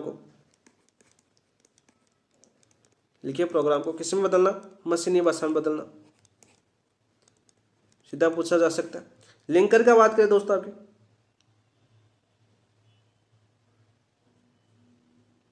तो ये तो था नहीं, 3 तो था कंपाइलर, इंटरप्रेटर और असेंबलर, ठीक है। तो ऑप्शन नंबर 3 आपका राइट आंसर हो जाएगा। नेक्स्ट बात करते हैं दोस्तों, नेक्स्ट क्वेश्चन की बात करते हैं।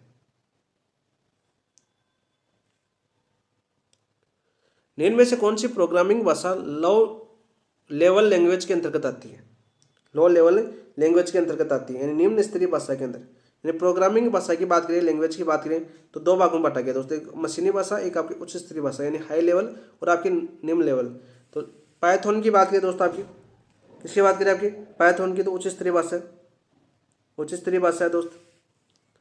असेंबली लैंग्वेज की बात करें दोस्तों, यह निम्न स्तरीय भाषा है। तो ऑप्शन नंबर 2 आपका राइट आंसर हो जाएगा। जावा की बात करें उच्च स्तरीय भाषा है। SQL की बात करें यानी स्ट्रक्चर्ड क्यूरी लैंग्वेज की बात करें तो उच्च स्तरीय भाषा। तो ऑप्शन नंबर 2 आपका राइट आंसर हो जाएगा। तो यहाँ पर बात कर लेते हैं दोस्तों, 2-3 क्वेश्चन और पूछे जाते हैं यहाँ पर, उच्च स्तरीय भाषा से आते हैं दोस्तों। आपका सबसे पहले आता है प्रथम विकसित उच्च स्तरीय भाषा। प्रथम विकसित उच्च स्तरीय भाषा की बात करते हैं, उच्च स्तरीय भाषा की। तो सीधा क्वेश्चन पूछिए आपको कि प्रथम विकसित उच्च स्तरीय भाषा कौन सी है, तो वो दोस्तों आपकी फोर्ट्रेन। कौन सी आपकी? फोर्ट्रेन है दोस्त। बहुत एग्जाम में पूछा जा चुका है क्वेश्चन, बहुत एग्जामों में पूछा जा चुका है। ठीक है, इसके बाद में जैसे कोबोल की फुल फॉर्म पूछी जा चुकी है, जो उच्च स्तरीय भाषा है। Common basis business oriented language, लिख देता हूँ मैं, common business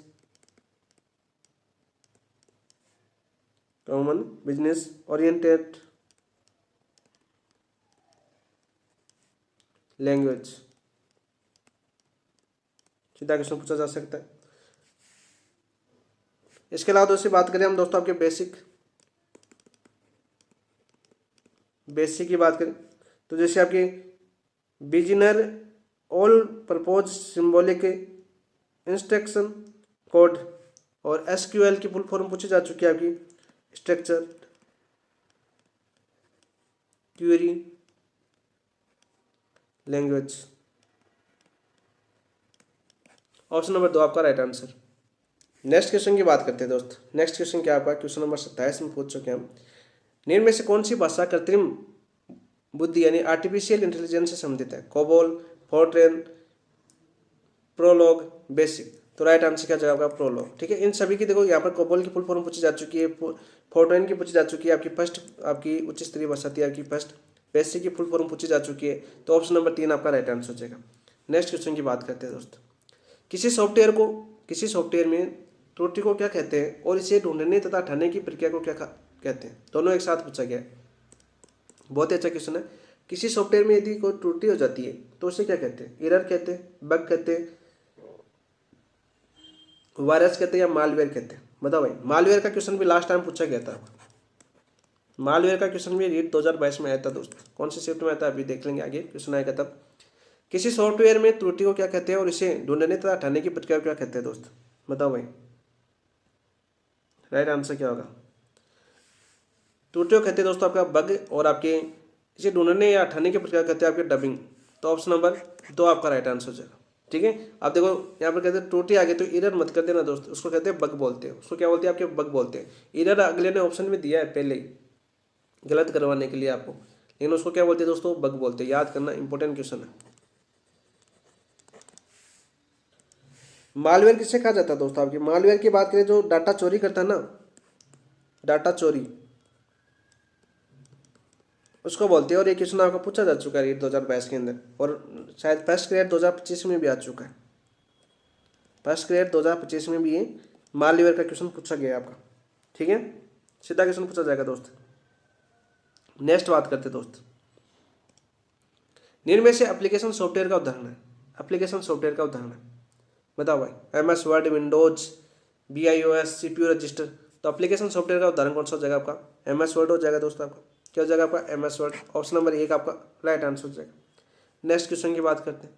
open source software में क्या विशेषता होती है? ओपन सोर्स सॉफ्टवेयर है, इसके अंदर क्या विशेषता होती है दोस्त? इसका सोर्स कोड सार्वजनिक रूप से उपलब्ध होता है और कोई भी इसे संशोधित कर सकता है। ये सारी क्वेश्चन पूछे गए दोस्तों, तो राइट आंसर क्या हो जाएगा आपका? ऑप्शन नंबर 1 आपका राइट आंसर हो जाएगा। Next question. यूजर इंटरफेस के कौन से प्रकार होते हैं? यूजर इंटरफेस के कौन से प्रकार होते हैं? बताओ भाई। यूजर इंटरफेस के कौन से प्रकार होते हैं? CLI और UGI, BIOS, फर्मवेयर, रैम और रोम, SSD और SSD। तो राइट आंसर क्या हो जाएगा दोस्तों आपका? CLI और GUI। ऑप्शन नंबर 1 आपका राइट आंसर हो जाएगा। इनकी फुल फॉर्म भी पूछी जा चुकी है। CLI की बात करें तो कैरेक्टर यानी command link interface, line interface, और GUI की बात करें तो graphical user interface. Option number 1 आपका right answer. Next. Single user operating system और मल्टी यूजर ऑपरेटिंग सिस्टम किस आधार पर वर्गीकृत होते हैं? तो यहाँ पर बात करें दोस्तों ऑपरेटिंग सिस्टम की, सबसे पहले इसको समझते हैं। बहुत ही अच्छा क्वेश्चन है आपका। ऑपरेटिंग सिस्टम की बात करते हैं। ऑपरेटिंग सिस्टम की बात करते हैं दोस्त।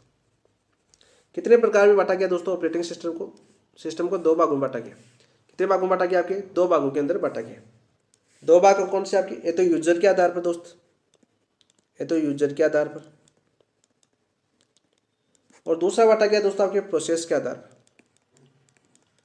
प्रोसेस के आधार पर। दोनों की बात करते हैं। इसके अंदर आता है दोस्तों यूजर के आधार पर आता है आपका सिंगल यूजर ऑपरेटिंग सिस्टम, जैसा आपको एक पर्सन दे रखा है आपका, ठीक है, सिंगल यूजर ओएस लिख देता हूँ, ऑपरेटिंग सिस्टम दोस्त, शॉर्ट के अंदर ओएस लिख देता हूँ। दूसरे की बात करें जैसे आपके multi user operating system, operating system सीधा क्वेश्चन पूछे। इसके अलावा दोस्तों आपके नेटवर्क ऑपरेटिंग सिस्टम आता है, कौन सा आपका नेटवर्क ऑपरेटिंग सिस्टम। ये किसके आधार पर बांटे गए दोस्तों आपके यूजर के आधार पर, किसके आधार पर, यूजर के आधार पर। वही बात करें दोस्तों हम आपकी प्रोसेस के आधार पर, तो दोस्तों आपके serial processing operating system, serial processing operating system. दूसरे की बात करें batch processing operating system, batch processing operating system. तीसरे की बात करें आपके multitasking operating system,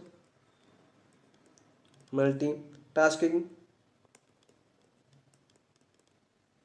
operating system. चौथे की बात करें आपकी multi processing operating system, multi processing operating system. और पांचवी की बात करें दोस्तों आपके real time processing operating system. तो ये किसके आधार पर बांटा गया दोस्तों, आपके प्रोसेस के आधार पर बांटा गया। ऑपरेटिंग सिस्टम को दो भागों में बांटा गया, यूजर के आधार पर और प्रोसेस के आधार पर। यूजर के आधार पर मैं पूछा देखो सिंगल यूजर ऑपरेटिंग सिस्टम और मल्टी यूजर ऑपरेटिंग सिस्टम किस आधार पर बांटा गया दोस्तों, यूजर के आधार पर। तो ऑप्शन नंबर 3 आपका राइट आंसर हो जाएगा। क्या हो जाएगा दोस्तों आपका, ऑप्शन नंबर 3 आपका राइट आंसर हो जाएगा। नेक्स्ट क्वेश्चन की बात करते हैं दोस्तों।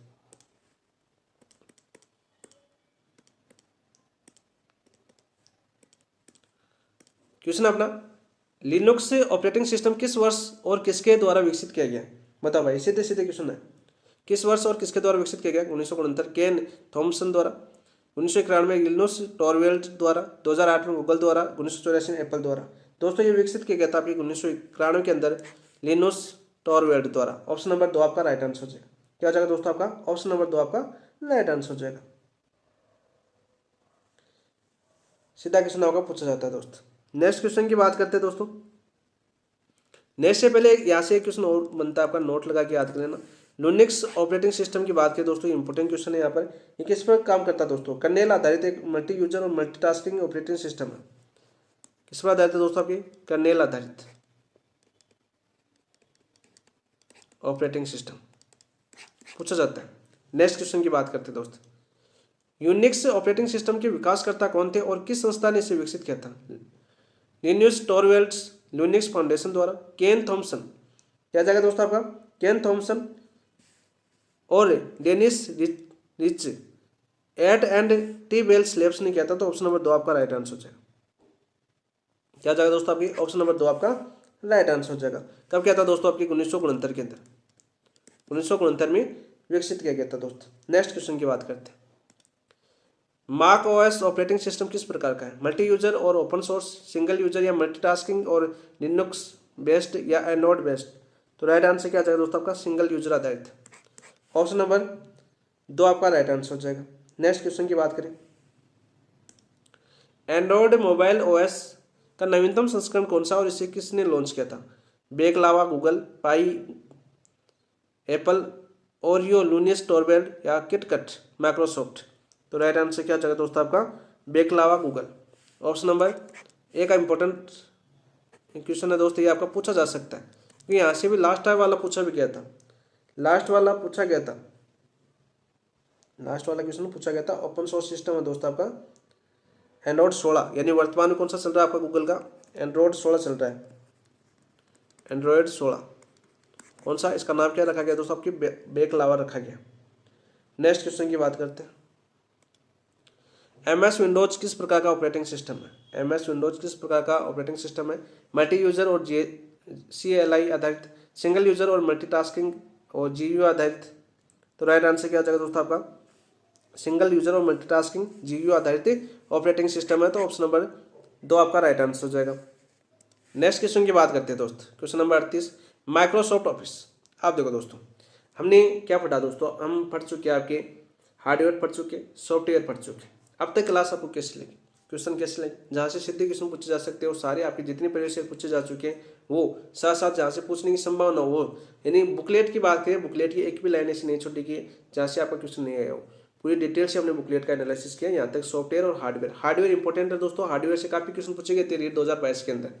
तो अब तक की क्लास आपको इसलिए कमेंट के अंदर बताइए, और जिन दोस्तों ने अभी तक चैनल को सब्सक्राइब नहीं किया वो चैनल को सब्सक्राइब कीजिए और वीडियो को लाइक कीजिए, ताकि हमें भी मोटिवेशन मिले कि हम जो आपके लिए जो मेहनत करें उसको आपको बेनिफिट मिल रहा है, लाभ हो रहा है। ठीक है, एक बटन दबाने में आपका कोई पैसे नहीं करते हैं दोस्त। ठीक है, तो सब्सक्राइब करना बिल्कुल ना भूलिए, सब्सक्राइब कीजिए और अपने दोस्तों के साथ शेयर भी कीजिए।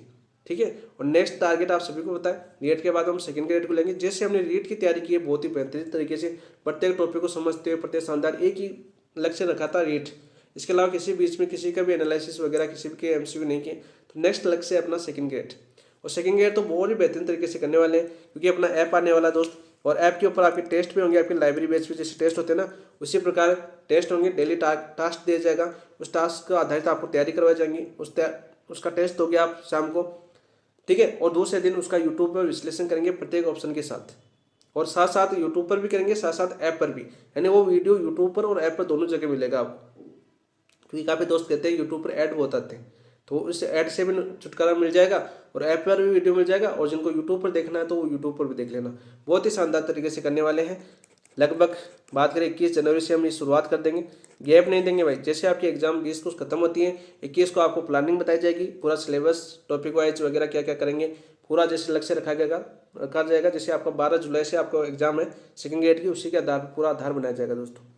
तो बेस अच्छे करेंगे, मजबूत करेंगे, ऑथेंटिक बुकों के आधार मानकर, और ऑथेंटिक बुकों की पीडीएफ भी मिलेगी आपको। ठीक है, और बुक खरीदना चाहो तो बुक खरीद सकते हो। और वैसे देखिए आपकी कलाम की बुकलेट आपकी ऑथेंटिक बुक से ही कॉपी की हुई है पूरी की पूरी, तो यहाँ से बात तो वैसे नहीं जाएगा। यदि आपको 85 से 90% तक कोर्स कवर होता है और क्वेश्चन मिल रहे हैं, तो इतने 85 से लेकर 90 तक आपकी कट ऑफ भी नहीं जाती दोस्तों, टीचिंग एग्जाम की बात करें तो।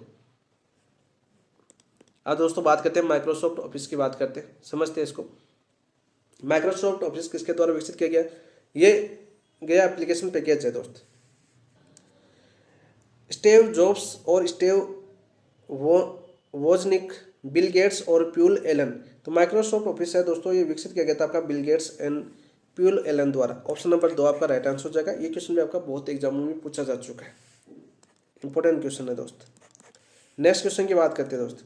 देखो माइक्रोसॉफ्ट एक्सेल का मुख्य उपयोग क्या है, माइक्रोसॉफ्ट एक्सेल है, इसका मुख्य उपयोग क्या है दोस्त, दस्तावेज बनाना और रिपोर्ट लिखना। दस्तावेज बनाना और रिपोर्ट लिखना है दोस्तों, ये काम है आपके माइक्रोसॉफ्ट वर्ड का, माइक्रोसॉफ्ट वर्ड का काम है, तो ये तो नहीं होगा दोस्तों। आंकड़ों का विश्लेषण करना, ठीक है, तालिकाएं बनाना और ग्राफ बनाना किसका काम है दोस्तों, आपके माइक्रोसॉफ्ट एक्सेल का मुख्य उपयोग है। ऑप्शन नंबर 2 आपका राइट आंसर हो जाएगा। प्रेजेंटेशन बनाना दोस्तों, आपके स्लाइड शो की बात करें, ये किसका काम है दोस्तों, तो ये काम है दोस्तों आपके माइक्रोसॉफ्ट पावर पॉइंट का, माइक्रोसॉफ्ट पावर पॉइंट। जैसे टीचर वगैरह आपको पढ़ाते हैं ना, वो किस पर बनाते हैं, आपकी स्लाइड वगैरह माइक्रोसॉफ्ट पावर पॉइंट पर बनाते हैं। ईमेल भेजना, कैलेंडर प्रबंधन, मीटिंग शेड्यूल करना, माइक्रोसॉफ्ट आउटलुक, माइक्रोसॉफ्ट आउटलुक का काम है दोस्त। तो सारे के सारे देखो आपके माइक्रोसॉफ्ट के अंतर्गत आने वाले विभिन्न कार्य भी देख लो, साथ साथ पूछे जा सकते हैं। जैसे ये क्वेश्चन पूछा गया, तो ऑप्शन नंबर 2 आपका राइट आंसर हो जाएगा। 4 हम पढ़ चुके हैं। माइक्रोसॉफ्ट पावर पॉइंट का काम क्या है, डेटाबेस प्रबंधन। भाई डेटाबेस प्रबंधन की बात करें, ये काम आपके माइक्रोसॉफ्ट एक्सेस का, माइक्रोसॉफ्ट एक्सेस का काम है। प्रेजेंटेशन बनाना किसका काम है, माइक्रोसॉफ्ट पावर पॉइंट का, अभी देखा हमने स्लाइड शो। ऑप्शन नंबर 2 आपका राइट आंसर हो जाएगा। नोट्स की बात करें, माइक्रोसॉफ्ट वन नोट का काम है दोस्त आपका, माइक्रोसॉफ्ट वन नोट का काम है आपका नोट्स बनाना, ठीक है। व्यवस्थित करना भी किसका काम है, आपके माइक्रोसॉफ्ट वन नोट का काम है। पत्र और रिपोर्ट लिखना दोस्त, बताओ भाई, पत्र और रिपोर्ट लिखना किसका काम है, अरे माइक्रोसॉफ्ट वर्ड का। अभी तो पीछे पीछे करवाया था पहला क्वेश्चन, माइक्रोसॉफ्ट ऐसे लिख लेना दोस्तों, किसका काम आपके वर्ड का काम है। नेक्स्ट क्वेश्चन, अब सारे बता चुका हूँ। माइक्रोसॉफ्ट आउटलुक का मुख्य कार्य क्या है? तो आउटलुक की बात करें तो मुख्य कार्य दोस्तों ईमेल भेजना, कैलेंडर प्रबंधन और मीटिंग शेड्यूल करना। तो ऑप्शन नंबर 2 आपका राइट आंसर हो जाएगा। नेक्स्ट क्वेश्चन, माइक्रोसॉफ्ट एक्सेस किसके लिए उपयोग होता है? प्रेजेंटेशन बनाना, पावर पॉइंट, दोबारा याद कर लो क्योंकि सीधे क्वेश्चन पूछे जाते हैं ऐसे। नोट्स बनाना दोस्तों आपके वन नोट का काम है, इसका काम है माइक्रोसॉफ्ट वन, माइक्रोसॉफ्ट लगा लेना सबसे आगे। डाटाबेस बनाना, प्रबंधन करना किसका काम है दोस्तों? आपके माइक्रोसॉफ्ट एक्सेस का काम है। ईमेल भेजना दोस्तों आपके आउटलुक का काम है, आउटलुक। ऑप्शन नंबर 3 आपका right answer. Next, MS word file को खोलने के लिए कौन सी कमांड प्रयोग की जाती है और उसका एक्सटेंशन क्या है? बताओ भाई, MS वर्ड फाइल को खोलने के लिए कौन सी कमांड प्रयोग की जाती है और इसका एक्सटेंशन क्या है? excel.exe, .xls या .xlsx। तो राइट आंसर क्या हो जाएगा दोस्तों आपका? बताओ बताओ भाई, राइट आंसर क्या हो जाएगा आपका? विंडवर्ड .xe, .doc या .docx। तो ऑप्शन नंबर 2 आपका राइट आंसर हो जाएगा। ये क्वेश्चन आपका पूछा गया फर्स्ट ग्रेड के अंदर। नेक्स्ट क्वेश्चन की बात करते हैं दोस्त। MS वर्ड में मेल मर्ज का उपयोग किसके लिए किया जाता है? MS वर्ड में मेल मर्ज का उपयोग किसके लिए किया जाता है दोस्त? एक सूचना वाले पत्र को विभिन्न व्यक्तियों के साथ एक साथ भेजने के लिए। एक समान सूचना वाले पत्र को विभिन्न व्यक्तियों के साथ भेजने के लिए क्या किया जाता है? आपका मेल मर्ज किया जाता है दोस्त। तो ऑप्शन नंबर 1 आपका राइट आंसर हो जाएगा। ऑप्शन नंबर 1 आपका राइट आंसर हो जाएगा। नेक्स्ट बात करते हैं दोस्त। MS वर्ड में किसी टेक्स्ट को बोल्ड बनाने के लिए कौन से शॉर्टकट का प्रयोग किया जाता है? कंट्रोल U का प्रयोग किया जाता है दोस्त, कंट्रोल B का, कंट्रोल I का या कंट्रोल L का। तो सीधे सीधे क्वेश्चन पूछे जाते हैं दोस्तों ये। तो राइट आंसर क्या जाएगा दोस्तों? फॉन्ट स्टाइल के लिए किसका प्रयोग किया जाता है? आपके कंट्रोल B का प्रयोग किया जाता है। किसका? कंट्रोल B का। ऑप्शन नंबर 2 आपका राइट आंसर हो जाएगा। सीधा क्वेश्चन पूछे।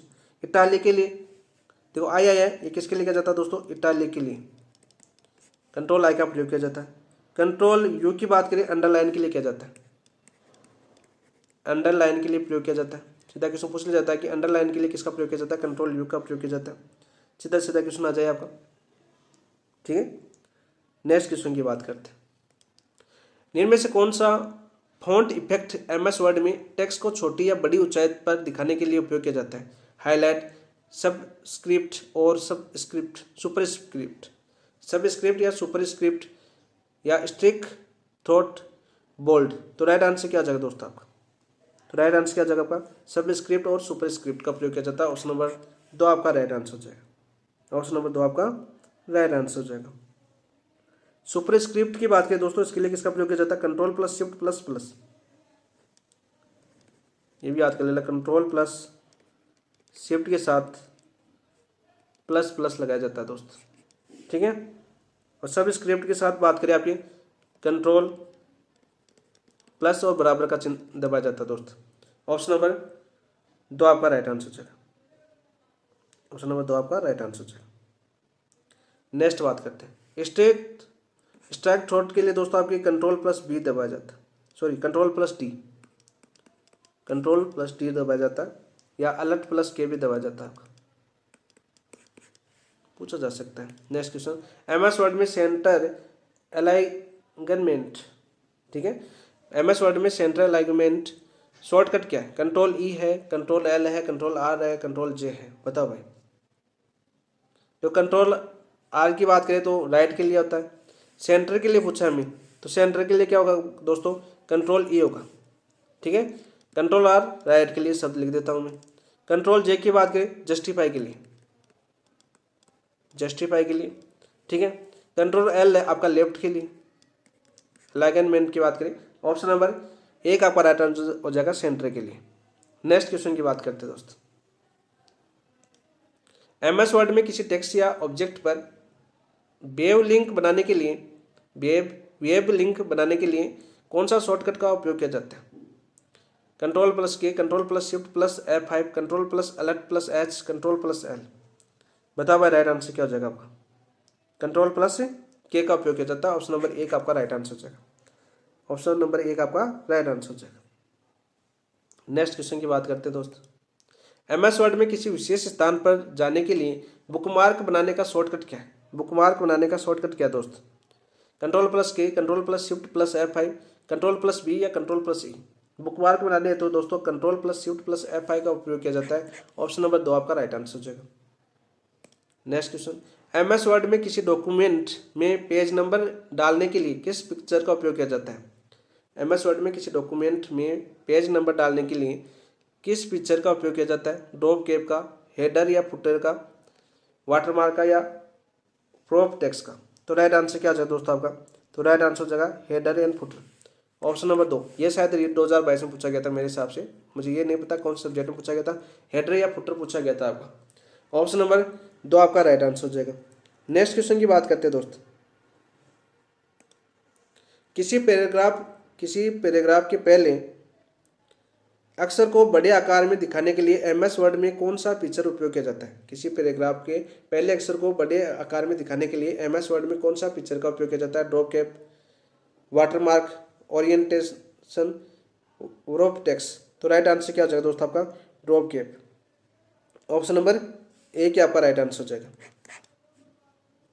नेक्स्ट क्वेश्चन की बात करते हैं दोस्त। MS वर्ड में डिफॉल्ट पेज ओरिएंटेशन क्या है? डिफॉल्ट पेज ओरिएंटेशन क्या है? लैंडस्केप, पोर्ट्रेट, लेटर या वाटरमार्क। तो राइट आंसर क्या हो जाएगा दोस्तों आपका? पोर्ट्रेट। ठीक है, ऑप्शन नंबर 2 आपका राइट आंसर हो जाएगा। नेक्स्ट क्वेश्चन की बात करें। MS वर्ड में डिफॉल्ट पेज साइज क्या होता है? A4, लेटर, लीगल या एक्सिक्यूटिव। तो राइट आंसर क्या हो जाएगा दोस्तों आपका? लेटर होता है दोस्तों। ऑप्शन नंबर 2 आपका राइट आंसर हो जाएगा। क्या हो जाएगा दोस्तों आपका? ऑप्शन नंबर 2 आपका राइट आंसर हो जाएगा। नेक्स्ट क्वेश्चन की बात करें दोस्त।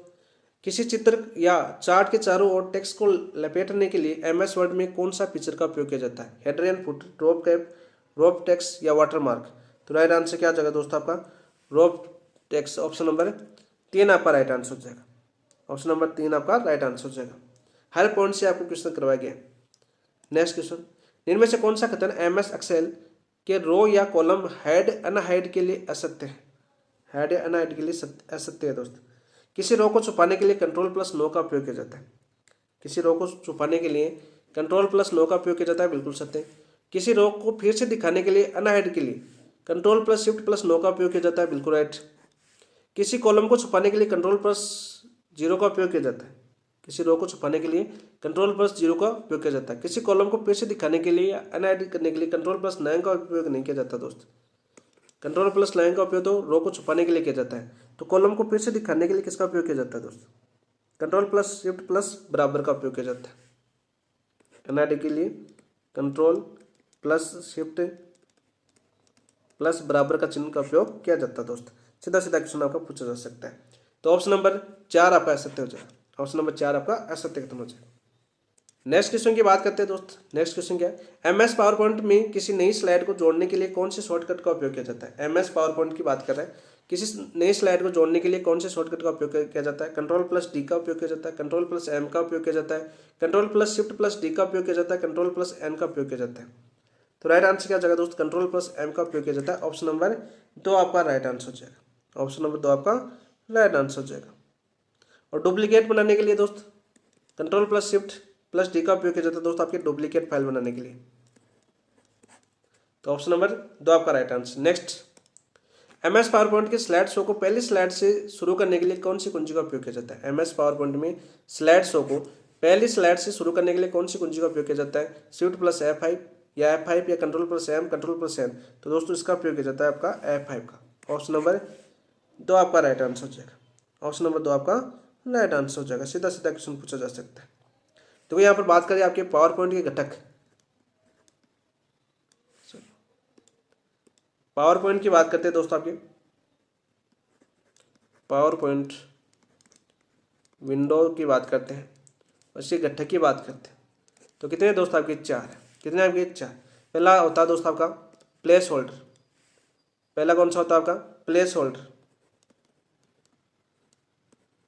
पहला होता है आपका प्लेस होल्डर्स। दूसरा होता है दोस्तों आपकी ट्रांजिशन। तीसरा कौन सा होता है आपका? एनिमेशन। और चौथा कौन सा होता है घटक दोस्तों आपका? Start slide show. Slide show दोस्त। ये 4 घटक होते हैं किसके, आपके पावर पॉइंट विंडोज के। सीधे क्वेश्चन भी पूछा जा सकता है, तो ऑप्शन नंबर 2 आपका राइट आंसर हो जाएगा। नेक्स्ट क्वेश्चन की बात करते हैं। तो ये आपके माइक्रोसॉफ्ट ऑफिस के क्वेश्चन पूरे हो चुके हैं। अब बात करते हैं सूचना प्रौद्योगिकी के अनुप्रयोग, यानी आईसीटी के अनुप्रयोग के क्वेश्चन आपके शुरू हो चुके हैं। 2-4 क्वेश्चन करते हैं, बाकी कल फटेंगे दोस्तों। ईमेल एड्रेस में यूजर नेम और डोमेन को अलग करने वाला चिन्ह कौन सा है? ये 2022 में ऐसे क्वेश्चन पूछा गया था। सबसे पहले तो आपको प्रीवियस ईयर क्वेश्चन आपको याद होनी चाहिए। ईमेल एड्रेस में यूजर नेम और डोमेन को अलग करने वाला चिन्ह कौन सा है आपका @ है, डॉट है या एंड है? तो राइट आंसर क्या जाएगा दोस्तों? @ ऑप्शन नंबर 2 आपका राइट आंसर है। तो एक ईमेल के माध्यम से हम समझते हैं दोस्तों। जैसे कलाम की ले लेते हैं xyz123 @gmail.com। इसको थोड़ा सही लिख देता हूँ मैं। यह होता है gmail.com। दोस्तों सबसे पहले बात करें xyz123 को क्या बोलते हैं दोस्तों? आपके यूजर नेम बोलते हैं। क्या बोलते हैं दोस्तों? User name. ये क्या करता है दोस्तों? आपके यूजर नेम और डोमेन, ये क्या होता है आपका? gmail.com को क्या होता है आपका? Domain, domain name. इन दोनों को जोड़ने का काम कौन करता है आपका? जोड़ने का काम करता है दोस्तों ये @ सीधा क्वेश्चन आपका पूछा जाता है। लास्ट टाइम लेवल 1 में तो ये भी पूछा गया था, कौन सा भाग डोमेन कहलाता है? ये क्वेश्चन भी आपको पूछा गया था 2022 के अंदर। तो ऑप्शन नंबर 2 आपका राइट आंसर हो जाएगा। ऑप्शन नंबर 2 आपका राइट आंसर हो जाएगा। नेक्स्ट बात करते हैं दोस्तों। ईमेल यहाँ पर दिया हुआ है, यानी क्वेश्चन आपका ईमेल से पूछा है, तो ईमेल के बारे में थोड़ा सा जान लेते हैं। ईमेल के बारे में जान लेते हैं। ईमेल क्या होता है दोस्तों आपका? इंटरनेट द्वारा संदेश तथा फाइल को भेजना या प्राप्त करना। इंटरनेट द्वारा संदेश या फाइल को भेजना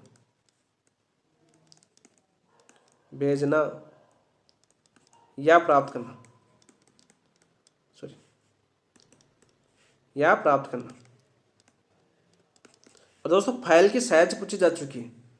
फाइल की साइज पूछी जा चुकी है, कितनी हो सकती है? अधिकतम आपकी 25 MB की हो सकती है। कितनी हो सकती है आपकी? 25 MB की हो सकती है। ये आपकी पूछी जा चुकी है एग्जाम के अंदर। ठीक है दोस्तों, नेक्स्ट क्वेश्चन की बात करते हैं। भारत में राष्ट्रीय सूचना केंद्र NIC की स्थापना किस वर्ष हुई थी? 1970 में, 1971 में, 1987 में, 1991। दोस्तों NIC की स्थापना की बात करें तो 1971 के अंदर हुई थी, तो ऑप्शन नंबर 2। 1970 में हुई थी दोस्तों आपके इलेक्ट्रॉनिक विभाग की स्थापना। इलेक्ट्रॉनिक विभाग की स्थापना, विभाग की स्थापना कब हुई थी दोस्तों आपके? ये हुई थी दोस्तों आपके 1970 के अंदर। 1987 की बात करें तो राष्ट्रीय उपग्रह आधारित कंप्यूटर नेटवर्क की स्थापना हुई थी दोस्त। राष्ट्रीय उपग्रह आधारित कंप्यूटर नेटवर्क की स्थापना हुई थी दोस्त। यानी बात करें आपके NIC नेट की स्थापना हुई थी कब? 1987 के अंदर। सीधे क्वेश्चन आपके पूछे जाते हैं। और भारतीय में राष्ट्रीय सूचना केंद्र की स्थापना कब हुई थी दोस्तों? 1971 के अंदर हुई थी। ऑप्शन नंबर 2 आपका राइट आंसर हो जाएगा। नेक्स्ट क्वेश्चन की बात करते हैं दोस्त। क्वेश्चन नंबर 60 क्या आपका? ई गवर्नेंस के प्रमुख स्तंभों में कौन सा शामिल नहीं है? ई गवर्नेंस की बात करें, प्रमुख स्तंभ की बात करें तो कुल कितने हैं दोस्तों आपके? 4 है। कितने हैं? 4। कौन से शामिल नहीं है दोस्तों? लोग, पीपुल शामिल है, प्रक्रिया यानी प्रोसेस आपका शामिल है, प्रौद्योगिकी यानी टेक्नोलॉजी शामिल है, मनोरंजन दोस्तों इसमें शामिल नहीं है, तो ऑप्शन नंबर 4। तो फिर चौथा कौन सा आपका? संसाधन यानी रिसोर्स की बात करते हैं आपके, रिसोर्सेज।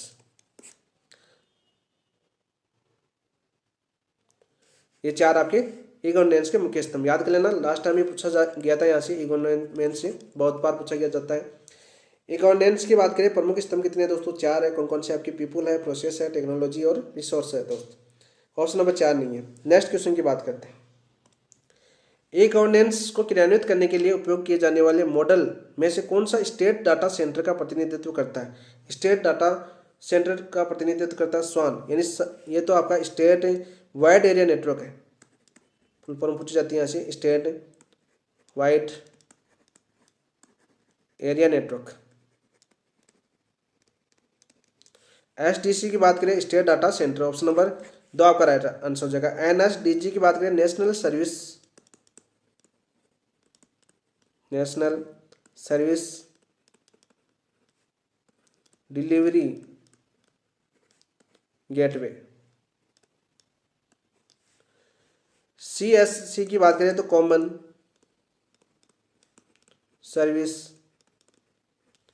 सर्विस सेंटर का प्रतिनिधित्व करता है। हमें पूछा स्टेट डाटा सेंटर कौन करता है, तो SDC करता है, तो ऑप्शन नंबर 2 आपका राइट आंसर हो जाएगा। नेक्स्ट क्वेश्चन और की बात करते हैं दोस्त। गवर्नमेंट से सिटीजन के बीच संपर्क ई गवर्नेंस में किस रूप से दर्शाया जाता है? गवर्नमेंट से सिटीजन के बीच पूछा है, तो ऑप्शन नंबर 3 आपका राइट है। देखो गवर्नमेंट टू गवर्नमेंट हो जाएगा, तो क्या जाएगा दोस्तों, गवर्नमेंट टू गवर्नमेंट, एन नहीं लिखा, government to government.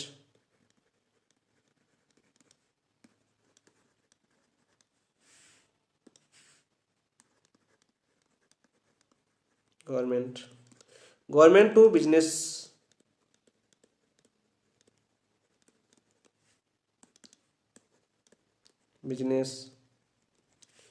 Government to citizen,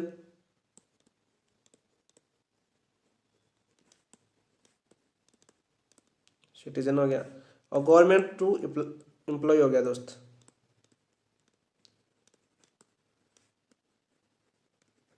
employ. हमें पूछा है कि गवर्नमेंट से सिटीजन के बीच संपर्क ई गवर्नेंस में किस रूप से दर्शाया जाता है, तो G2C के रूप में दर्शाया जाता है। ऑप्शन नंबर 2 आपका राइट आंसर हो जाएगा। नेक्स्ट क्वेश्चन की बात करें दोस्तों, ई कॉमर्स में बिजनेस टू बिजनेस या business to customer, e commerce में बिजनेस टू कस्टमर मॉडल के उदाहरण कौन से? इंडिया मार्ट डॉट की बात करें दोस्तों, ये तो आपके बिजनेस टू बिजनेस उदाहरण है, बिजनेस टू बिजनेस, ठीक है, सीधा क्वेश्चन पूछा जाता है। Flipkart.com, Amazon.com, ये किसी काम में बिजनेस टू कस्टमर दोस्त, ऑप्शन नंबर 2 आपका राइट आंसर हो जाएगा। OLX.com की बात करें तो कस्टमर्स टू कस्टमर है दोस्त, customers to customer. NIC net की बात करें, स्थापना हुई थी आपकी 1987 में, तो ऑप्शन नंबर 2, और बाकी तीनों हम पढ़ चुके हैं। तो ई वाणिज्य की चरण की बात करें तो 3 चरण है दोस्त। यदि आपको ई वाणिज्य के चरण पूछे दोस्त, तो कितने आपके? 3 है। कौन कौन से आपके? याद कर लो। पुनर्खोज, ठीक है, रेनोवेशन, इंग्लिश में ज़्यादा याद कर लेना, भूमंडलीकरण यानी ग्लोबलाइजेशन, और तीसरा चरण कौन सा आपका ई वाणिज्य का? व्यवसायीकरण,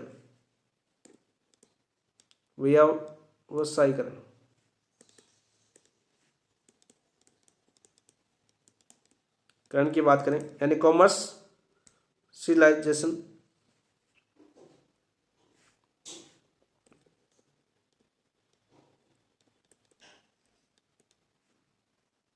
एल आएगा दोस्तों, लाइजेशन। तो ई वाणिज्य की बात करें कितने चरण होते हैं आपके? 3, तीनों चरण ये भी यहाँ पर सीधा एक शब्द पूछ लिया जाता है, कौन सा ई वाणिज्य चरण में शामिल नहीं है, इस प्रकार से आपका क्वेश्चन आ जाता है दोस्तों। तो ये सारे के सारे क्वेश्चन थे, बहुत ही इंपॉर्टेंट क्वेश्चन थे। लास्ट में थोड़े फैक्ट क्वेश्चन देखे हमने, जो सूचना प्रौद्योगिकी अनुप्रयोग देखे। कल दोस्तों आपको ई बैंकिंग पढ़ेंगे, ई लर्निंग पढ़ेंगे, डिजिटल इंडिया के कार्यक्रम पढ़ेंगे, और आपके इसके सामाजिक प्रभाव पढ़ेंगे। बहुत ही शानदार क्लास होने वाली है कल वाली, लगभग 50 क्वेश्चन आपके और होने वाले हैं अभी सूचना प्रौद्योगिकी, और कल आपकी समाप्त हो जाएगी। ठीक, ज़्यादा लंबी हो जाती है, फिर थोड़ी सी बोरिंग से होने लग जाती है, ठीक है, MCQ के माध्यम से। आज की क्लास आपको कैसी लगी, रिवीजन कैसा हुआ, बहुत ही डिटेल से एनालिसिस करवाने का प्रयास किया गया। साथ साथ जितने MCQ देखे 2022 के, वो भी हमने करवाए साथ साथ, ताकि आपका ये भी पता चलता रहे कि यहाँ से क्वेश्चन पूछा गया था। हो सकता है कि इस बार इसके आसपास के क्वेश्चन पूछे, तो वो चीज़ें भी आपको यहाँ पर कवर करवा दी गई है बहुत ही शानदार तरीके से। यानी बुकलेट की बात करें, GST की बात करें, एक भी लाइन आपको यहाँ पर नहीं छोड़ी गई। वैसे आप सभी के पास GST अवेलेबल है, तो आपने पढ़ी भी होगी, देखा भी होगा। MCQ के माध्यम से प्रैक्टिस एक बार आपकी और हो जाती है। थैंक यू दोस्तों, इसी के साथ इस क्लास समाप्त करते हैं। लेकिन जाने से पहले दोस्तों ये चीज़ जरूर करके जाना, चैनल को सब्सक्राइब करना, साथ साथ वीडियो को लाइक करना, और अपने दोस्तों के साथ शेयर भी करना, ताकि हमें भी मोटिवेशन मिलता रहे, और आपकी आगामी बात करें क्लास के लिए थोड़ा सा मोटिवेशन हो जाए कि हाँ ठीक है, जो हम कर रहे हैं वो आपके लिए बेनिफिट है और आपको इसका फायदा मिल रहा है। तो शेयर करना बिल्कुल ना भूलें। तो ज़रूर अपने सभी दोस्तों के साथ शेयर भी कीजिए, और साथ साथ ताकि वो भी इससे जुड़ सके और अपना रिविजन कर सकें। इसी के साथ इस क्लास शुरुआत करते हैं। थैंक यू, धन्यवाद दोस्तों, जय हिंद।